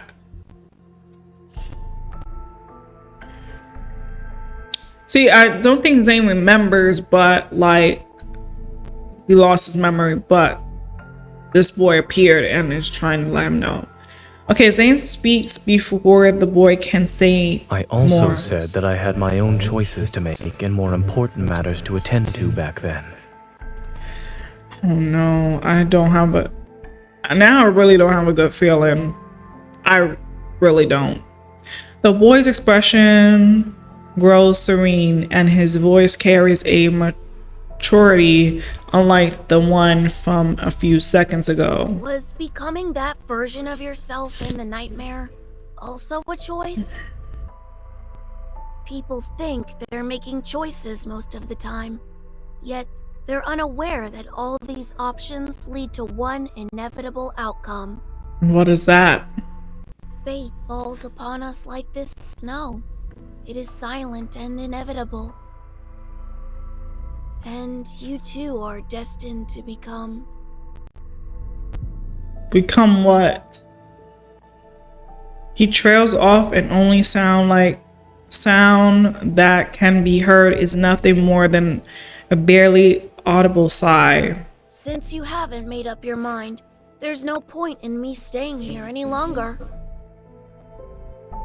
But what's going to happen? But the maturity and composure vanish as the boy's voice shifts back to a childlike tone. I don't like this at all. I left the accessus bracelet you made for me at the library. Can you make me another one, please?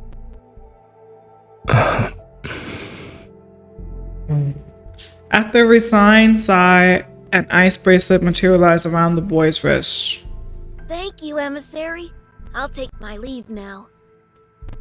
In any case, you're welcome to find me at the Fractal Library in Lincoln City.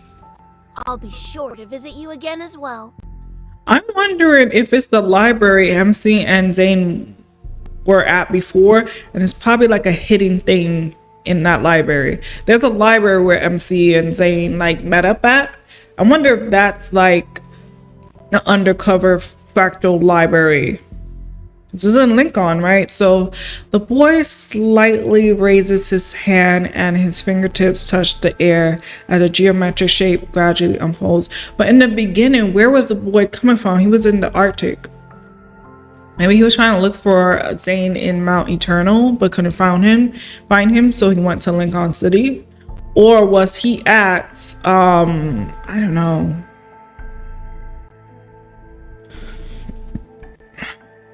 He bows before stepping into the door, woven from countless folded dimensions. The emissary is a liar. I counted every single day for 7 years. Is that boy good? Uh-oh. As if drawn to his accusation, the wind and snow seem to follow through the vanishing door. They're silent. What if that young boy is Astra?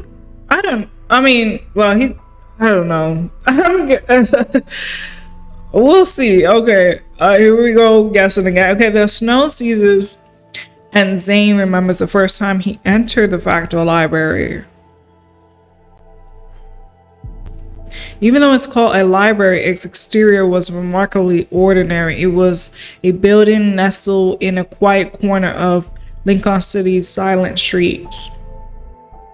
The young boy begged him again and again as he pushed open the slightly weathered wooden door. So Zayne visited several times. This is from his myth. Oh no. There were neither bookshelves nor defined boundaries. Instead, an endless garden with intertwining paths appeared before him. And a library that seemed to belong to another world stood at the point where those paths converge. As soon as Zayne stepped into the backlight, he raised his head and saw countless bookshelves. They reached toward a tower summit where sunlight poured in. The library shelves were endless. They were like stairs that lead to another dimension. Then a young person approached him and claimed that Zayne and the young boy were the administrators of this place. In addition, Zayne was destined to become the Fractal Library's owner. The young person told him that the Fractal Library, which stood at the intersection of dimensions, didn't really exist in any galaxy. It didn't belong to any civilization either. And each book in the library contained the fate of a world. What was Zayne's fate? Zayne wondered if his fate was among them. Perhaps his nightmares were hidden within a page of these large volumes from the moment he pushed open the door. On the night he returned home from the library, Zayne had a different dream. In the unfamiliar world, he wore robes as he walked in a very tall tower. He was leafing through in an ancient tome. Was that him as Foreseer? Between its page, all layered jasmine petal from a spring day, and the spring day belonged to a timeline he had erased with his own hands. It would forever remain unknown to anyone. Gosh. Zayne? I'm not liking this at all. I'm not liking it at all. Oh, I'm getting chills and shivers and goosebumps again. Oh my god, Zayne. Because I remember there was a book that in his myth. Okay, hold on here. Let's see.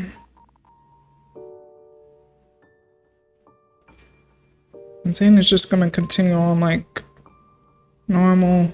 Just as Zayne enters the house, I finish roasting the tangerines he bought. Never tried roasted tangerines. When I glance out the window, I realize the snow has finally stopped. Did your relative leave already? He must have a strict family. It's more than that. He needs to go home and write his reflection paper. Zayne doesn't seem happy.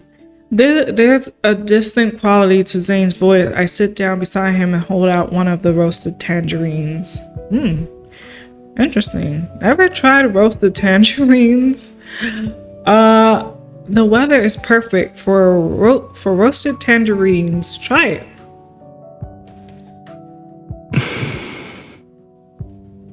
He stares at me for a long time before finally eating a piece of the tangerine. You don't want to know what happened during the past few days when I disappeared? I do, we do, and we found out some of it. If the explanation is going to be filled with medical jargon, then no. As for the rest, Zayne will tell me when he wants to, and if he doesn't want to, that's his choice. I like that MC, that she's not forcing him to tell him, even though she is worried. She is worried though. I wish Zayne would tell her, but I understand why he doesn't. Oh my gosh, that is too much. He can't help but smile at my deliberate emphasis on those last words. He takes the half-peeled tangerine from my hands. Soon after, a warm orange slice is brought to my lips. I said goodbye 3 days ago because I had accepted Carter's invitation. And then this is another person we gotta deal with. Rebirth research project. Zayne, no. Carter, Astra, Infold, Ever. These people don't leave Zayne alone. Oh Lord. Oh my gosh. Oh my gosh.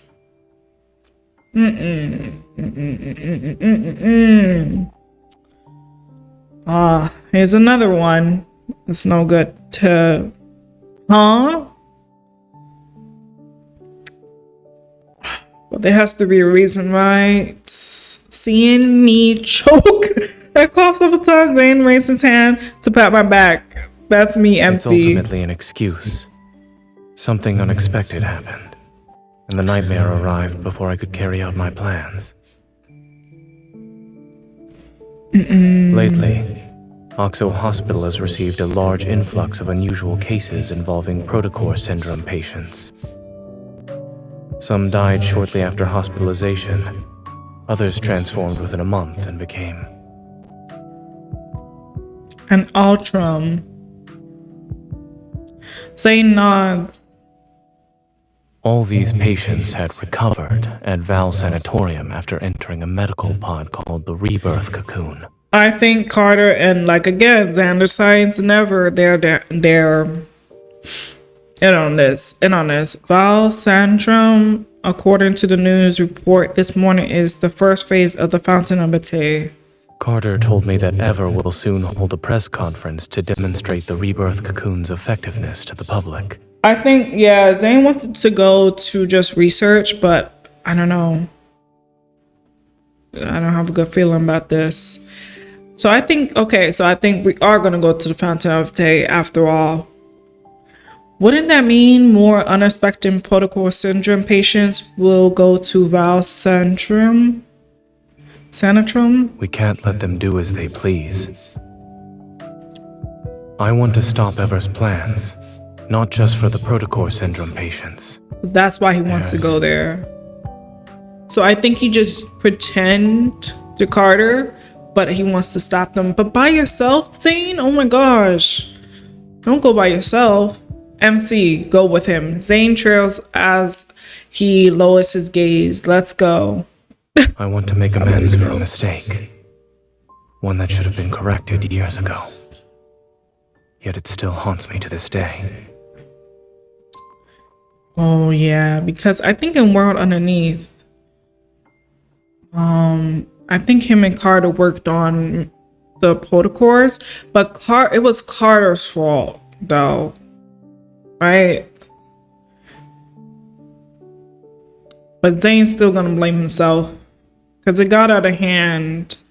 I realized that for Zayne, this carries a greater, more painful significance. I think, yeah, Zayne is blaming himself I know for I disappeared without a word before. this happening. But will you come with me this time? Yes! You don't have to ask us twice. We're going. Well, I'm excited, but I'm still nervous. Asking me like that isn't fair. I need you. Just say that, Zayne. I know he helped me so many times before, and I agreed to any request he makes. It's just I still need a reason. Yeah, MC want to make sure what she's getting herself into. Now that he's finally revealing everything to me, I won't let him have his way so easily. What's in it for me? The whereabouts of the ether core, dirt on Ever, or more leads about the biometric key? All of the above. A few sweet words are enough to make me risk my life with you. MC! Maybe we'll attempt to convincing. I'm gonna go with convincing. Do you remember what you told me about the deep space collision chamber at the Gaia Research Center? Oh yeah, okay. Yes, they conduct the experiments to create me. They're a precious energy source. Ever plans to restart that project. The new program they're showcasing at the sanatorium might be related to it. Isn't that a very convincing invitation? Yeah, MC, like I said, I decided from the beginning, you going, you're gonna learn by yourself. Zayne as well, we already learned a bit about him. Now let's go and know furthermore. Days I see something flicker out of the corner of my eye, a fluffy white tail. Oh, it didn't go with the boy. Came back. Zayne and I turn around at the same time. CG, aren't you supposed to be with your owner? There's a reason why he's still stuck with Zayne. Crouched near the robot vacuum, Shiji whimpers. Those clear, innocent, round eyes look at me first and then at Zayne. You're staying here to watch the house. Sorry for the noise outside, guys. They are mowing the lawn or leaf blowing outside. In the white testing facility, a row of circular medical pods lines the room. Surrounded by soft silvery light, they float in the air, their translucent wall gleam with tranquility. Exquisite and graceful, like meticulously crafted chrysalis, they pulse and contract with the rhythm of beating hearts. At any moment, it seems their contents might break free and soar toward the sky. Rebirth cocoon. Okay, we're gonna fight. I'm gonna put this on auto. Okay, so we are going to battle. Oh, we're using his I think this is his combat, right? Combat medic companion. All right, let's go. Surprised we're not using Dawnbreaker, but I'm not gonna complain.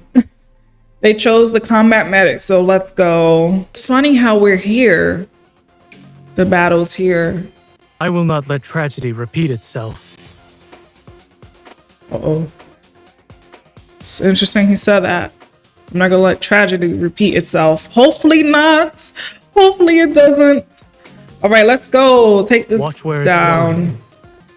Zayne. Here it comes. Leave it to me. Let's go. Okay. Hopefully we meet Astra. Like, just show yourself, Astra. This is the tower, the battlefield with the tower. Keep your distance from it. Eat this. Watch out. I'm okay. You know take what's it down first. interesting? Dr. Zayne. Fall I back. wonder if, like, that's the tower, right? But, like, the one building further is... I wonder if that's the library in the battlefield. It's not showing, but whenever we turn, I don't think so, because we're trying to Let's go. fight this wanderer. Okay. But, I think... I don't know, that building Keep your closer... distance, I know the or building else- further is a tower, Here it but I wonder comes. if the building Leave it to closer me. is the... Is this what you wanted? library, Perfect. fractal library. All right, here we go.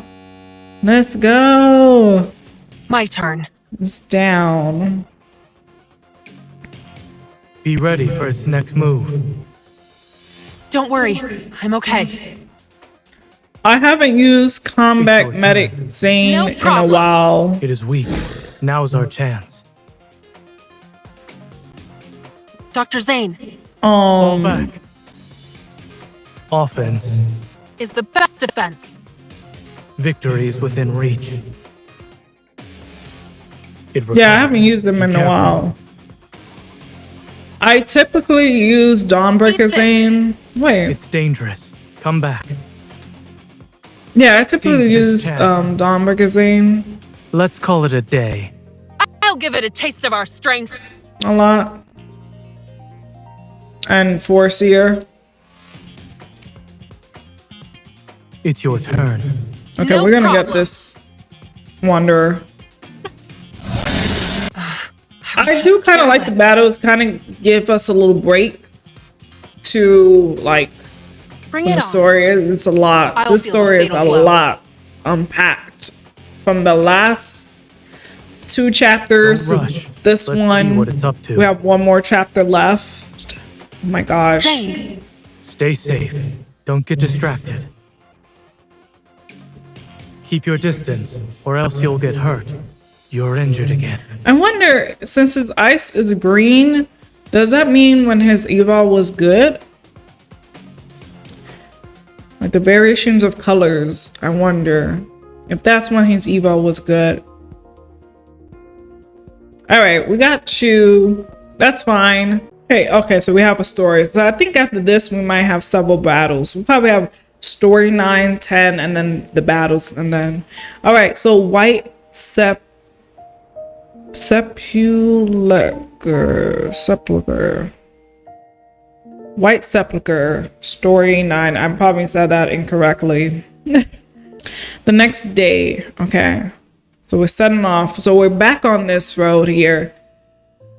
After driving west on the highway for 2 hours, patches of green vegetation finally appear amidst the desolate landscape. Looking through the window, I can see the distant dome of Val Santorium loom in the morning mist. So we're gonna see Carter again. Oh boy. After I knew we were gonna see him again, but we're gonna see him again. After yesterday's events, we decided to tour the sanatorium as visitors to investigate. The Fountain of Ate, the Rebirth Cocoon, the press conference, none of them can be tackled in a single move. However, we assessed the situation first before planning our next move. Are we almost there? I feed the last cookie to Zayne as he drives. He nods and takes a moment to gather his thought before speaking. Yeah, let's have some snacks before the chaos. When in doubt, There let's are have things some I need to snacks. tell you. The What are you gonna technology say? used in the Rebirth cocoon is from a research project Carter and I worked on when we were in medical school. That's why he regrets. I'm telling you, I think I knew he was blaming himself for that. He feels held Back then, responsible. I began researching the application of protocors in implantable devices under Dr. Noah's guidance. It was Yeah. also something I was interested in personally. But then Carter At took first, advantage. The research progressed smoothly. Yet when we started doing experiments, They didn't go well, so he We need stopped. to stop researching this. The protocore energy has completely corroded the heart. Our experiment failed. But the heart started beating again. See? It just grew some black crystals, that's all. That's what happened in the world underneath. Carter just wanted to keep going ahead, and Zayne wanted to stop. And so that's why Zayne just Did you know? left everything The lab behind. mouse we performed a protocore implant surgery on transformed into a wanderer and devoured its fellow test subjects. Zayne, our experiment wasn't a failure. We succeeded! You're no good, Carter. We've discovered humanity's next evolutionary form! We definitely need to visit that barbecue place near the campus tonight to celebrate. The experiment didn't lead to new life. It turned people into wanderers, minions of a protocore. And that was the protocore syndrome. It was a Pandora's box that should have remained sealed. I destroyed all the related research data that day. I hope to keep this truth buried forever. But Carter didn't see it that way, huh? No. He named it X-Heart and took it to Xander Sciences. Wow. It was Carter. later implemented in the Rebirth cocoon, which is the first step in the Fountain of Atay. After finishing his story, Zayne falls silent. However, his grip on the steering wheel indicates he's still caught in his memories. That's why they keep telling him to keep on working for Xander Silas. But he is going to work on Xander Silas science. Destroying it. This is the mistake he wanted to make amends for. Yeah. And that's what probably caused like the accident. Is like a whole snow avalanche effect, you know. Not wanting him to dwell on the past, I clear my throat and lighten the mood. I used to think about how if we had gone to the same university, I would have dragged you out to have fun every single day. We watch the flowers bloom in spring, enjoy the summer rain, collect autumn leaves, have snowball fights in winter. But based on what I heard, you must have been too busy to do any of that with me. Aww. Not at all. In our lab, we always said it's best to take a 4-hour break while data is being collected. Then we can see the results after. So he could have spent it with her 4 hours. I like that they are talking about like a little bit of their childhood, So a little bit during more. those times, I would have been available at past. least. Come on. I was joking.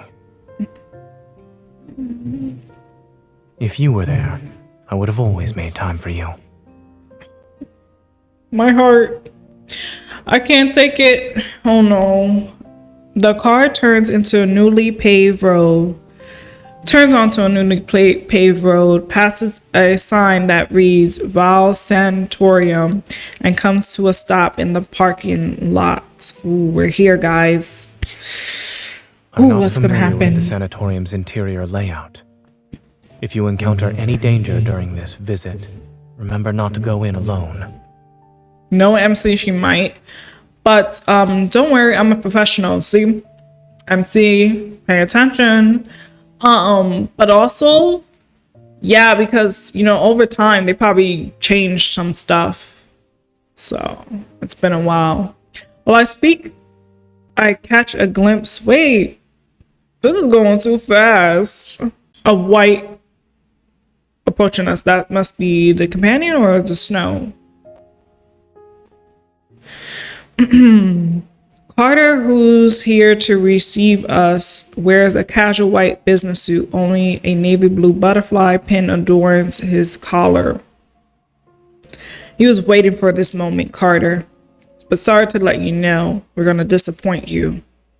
Have you been waiting long, Zayne? Freaking all friendly and stuff. No, we just got here. I like that he kept wearing the Dawnbreaker outfit, though. I thought he was gonna wear the other one, the combat medic one, but Carter leans down toward the car window. Upon seeing me, his eyes crinkle and his smile widens. He is so happy that we're both here because he feels like he got what he wants, what he wanted. Me and Zayne, our three-way. He thinks. When Zayne called about needing 2 visitor passes, I had a feeling you'd be accompanying him. Oh, please. Don't get too excited. I compose myself, smiling politely. I step out of the car, but just as I'm about to speak. Let's skip the pleasantries and head inside. Yeah. Let's cut to the chase. Cut the crap. Okay, Carter? Well, this place is nice. I'm not gonna lie, though. Woo! So bright. Following Carter, we enter the long corridor and connects the parking lot to the sanatorium's lobby. My gaze falls on the emblem at the entrance. Under the curved shape are the following entry: Vanquish's Evolution Restraint Group. Without a doubt, this is Ever's logo. Carter activates the scanner, and a white light immediately sweeps over Zayne and me. A cheerful electronic female voice speaks. Visitor identification verified. Zayne. I am Telomere, the AI management system of Val Sanatorium. Welcome to our facility.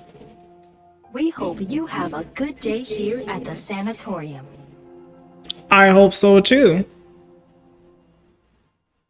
The doors slide open and we enter the first floor lobby of Val Sanatorium. Pristine white surrounds us.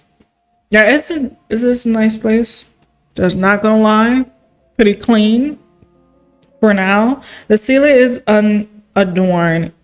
Its white surface seemingly integrated with the recessed lighting system along its edges. Sorry, guys. Beneath our feet, a gentle light bathes the white marble floor and illuminates every corner of the lobby. This place seems bright yet oppressive. You wouldn't even think this, like, anything bad would happen. Yes. Pristine light, pristine, silent, and unchanging. It's as if time itself stands still within these walls. In the environment, Zayne and I stand out like two stains on an otherwise white canvas. Yeah. We could be very noticeable here too. A few doctors in white lab coats passed by us. Although they were quietly discussing patients' medical conditions, they nodded in Carter's direction. This feels like a setup. Since Zayne personally asked me for visitor clearance, I should give you 2 a proper tour.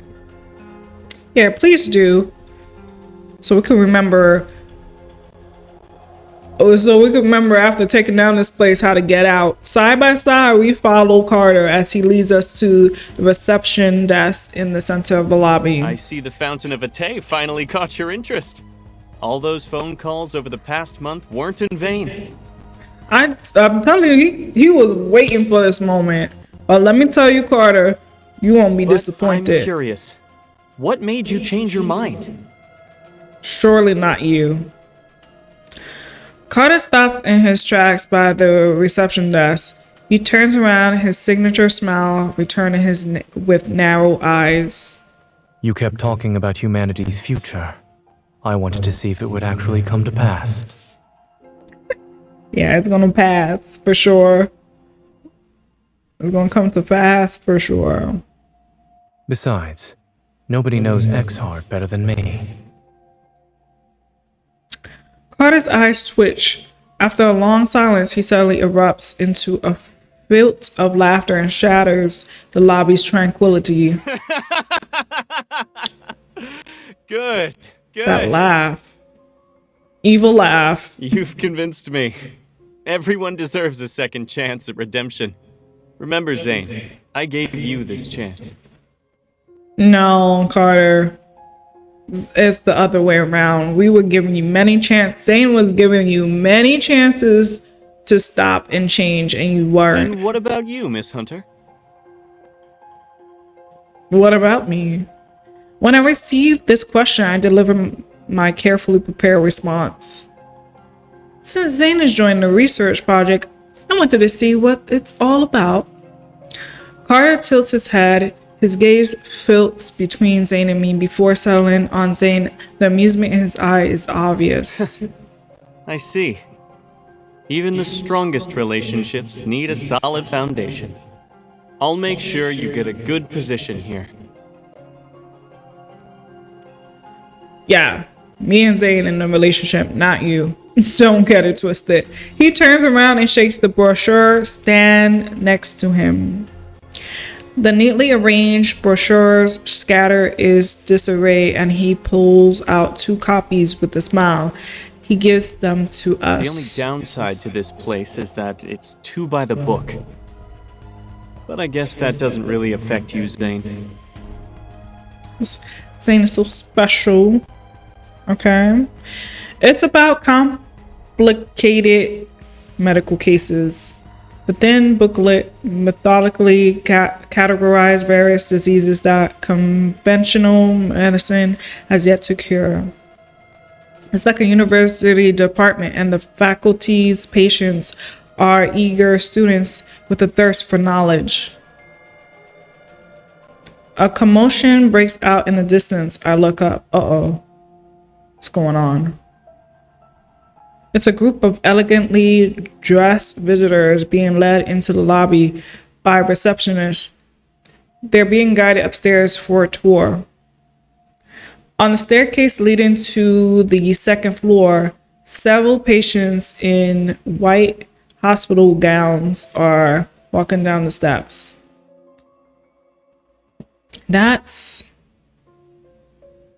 This is like an orientation. I expected to see many high-profile figures in this place, but even then, I never thought I'd see her. Karen, who's 43 years old, is a war correspondent. She won numerous prestigious journalism awards. She spent years reporting from the front lines, faced countless life-threatening situations, and has earned a large amount of respect in society. A year ago, she was attacked by a wanderer, got protocore syndrome, and rarely appeared in public since then. I met her a few times at Oxo Hospital. I heard she was also one of Zayne's patients. Dr. Zayne, it's been a while. Noticing us, she comes over to say hello. Zayne acknowledges her with a slight nod. Ms. Karen. Someone of her caliber, true than ever. That's probably the best endorsement they could ask for. I heard that when she left Axo Hospital, she had less than 2 months to live. Her daughter had just learned to say mama when you handed her a death sentence. How cruel. Okay, Carter. You said you're giving us a second chance. Now you're just rubbing this in our face. Dr. Carter, the patient in room A504. He's like showing off, like, see? And he's acting like this more, probably. He's acting like this more because he heard the bad news of Dr. Zayne being not a great doctor. I bet you who's loving reading the articles about Zayne. I see. If only he came to Xander Science. Okay, anyways. Oh my gosh. Carter gestures for us to wait a moment. Then he takes a few steps to discuss something with the man at the front desk. Noticing my silence, Zayne stops in his tracks. What are you thinking about? Zayne's gonna eat this all up. You gotta eat it up for now. Like, hold this in, bottle this in for a minute. It's nothing. I just realized that Ever seems to have a knack for exploiting human vulnerabilities by any means necessary. How else could they gather people from different backgrounds and beliefs and make them devoted to a single cause? The key to obedience isn't promising heaven, it's using hell as a threat. And who are you, After all, sir? Everyone fears illness and death. Is he the detective? I don't know. I could be wrong. Footsteps accompanied by a familiar voice approach from behind. I turn. We meet again, Miss Hunter. He is the detective. Allow me to introduce myself. Benedict. I'm Benedict, the director of Val Sanatorium. You. From what I remember, he had another identity. I met him at a place where an Alterum died. You're the detective who spoke to me that day. You Yeah. remembered me, Miss Hunter. He smiles, not with the embarrassment of someone whose identity has been exposed, but with the composure of a performer waiting for the audience reaction to grand reveal. Yeah, well, I was that audience giving you the reaction. But are you good? I don't think so. Alarm bells ring in my mind, but he quickly shifts his placid gaze to Zayne. It's been a while, Dr. Zayne. Welcome aboard. Okay, so we got some challenges. It looks like we're gonna do all of these battles. Probably we're gonna have like 3 battles and then what you call it? We're gonna get into further in the story. Okay, this time we can use whatever guy, but I'm going to use continue using, I think I have Master of Fate. Okay, yeah, we're just gonna use him. These battles are gonna be done in seconds. Because look at my memories. Oh lord. And we're at this battlefield again. I think this is supposed to be meant for Zayne. Apply what we learned. I'm just Here assuming. comes the gust. We'll use the gale to our advantage. Okay, here we go. We're already on the second wave, I think. Urgent help needed. Wow. Define urgent. Bring it on. Not even a challenge. Make sure to Things like, dodge this the is not attack. urgent. I'll This is show gonna be you. handled. It's over. Go. The battles will be a little bit laggy. That's just how it is. Nice and loud. Cutscenes, Kindles, and battles tend to lag. Here comes the gust. All right, here we go. We'll use the gale Boom. to our advantage.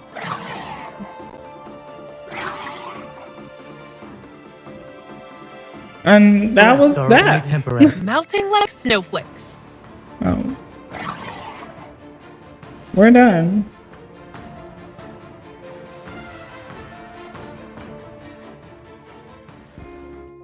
All right. That was that battle. We got 3 stars.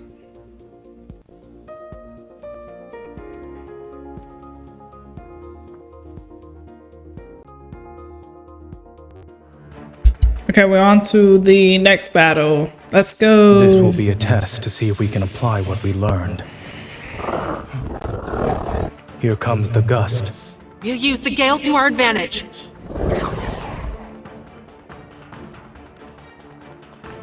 Why is he leaning like that? I just noticed and realized. It's like reading on a Urgent help little needed. rock or something. Define so. urgent. Here we It's go. over. We Well might be done. done in seconds again. Here comes the gust. We'll use the gale to our It advantage. is weak. Now's our chance. Proceed with caution. We crushed that.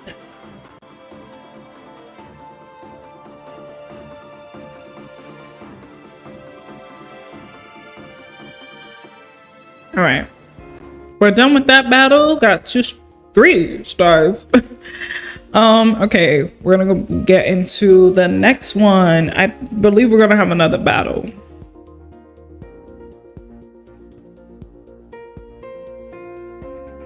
I believe so.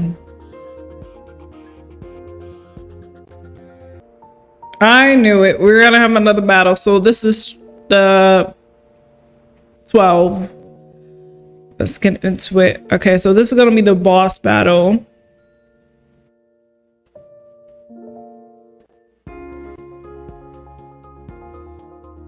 Okay, let's get into it. With Master of Fate, Zayne. This will be a test to see if we can apply what we learned. Okay, so we'll be done in seconds with this battle.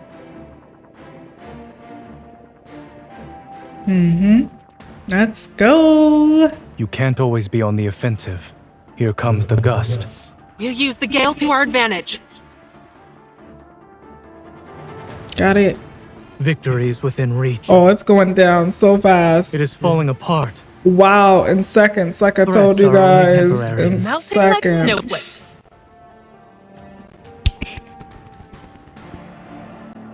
I love the Master of Fate companion. So beautiful. Alright, so let's see what's gonna happen now. Okay, we're gonna go on to the next chapter. I'm gonna end it here, guys, for this chapter. Thank you guys for watching, and stay tuned for the continuation of Death and Rebirth chapter for Zayne, which should be uploaded soon. All right, thank you guys for watching.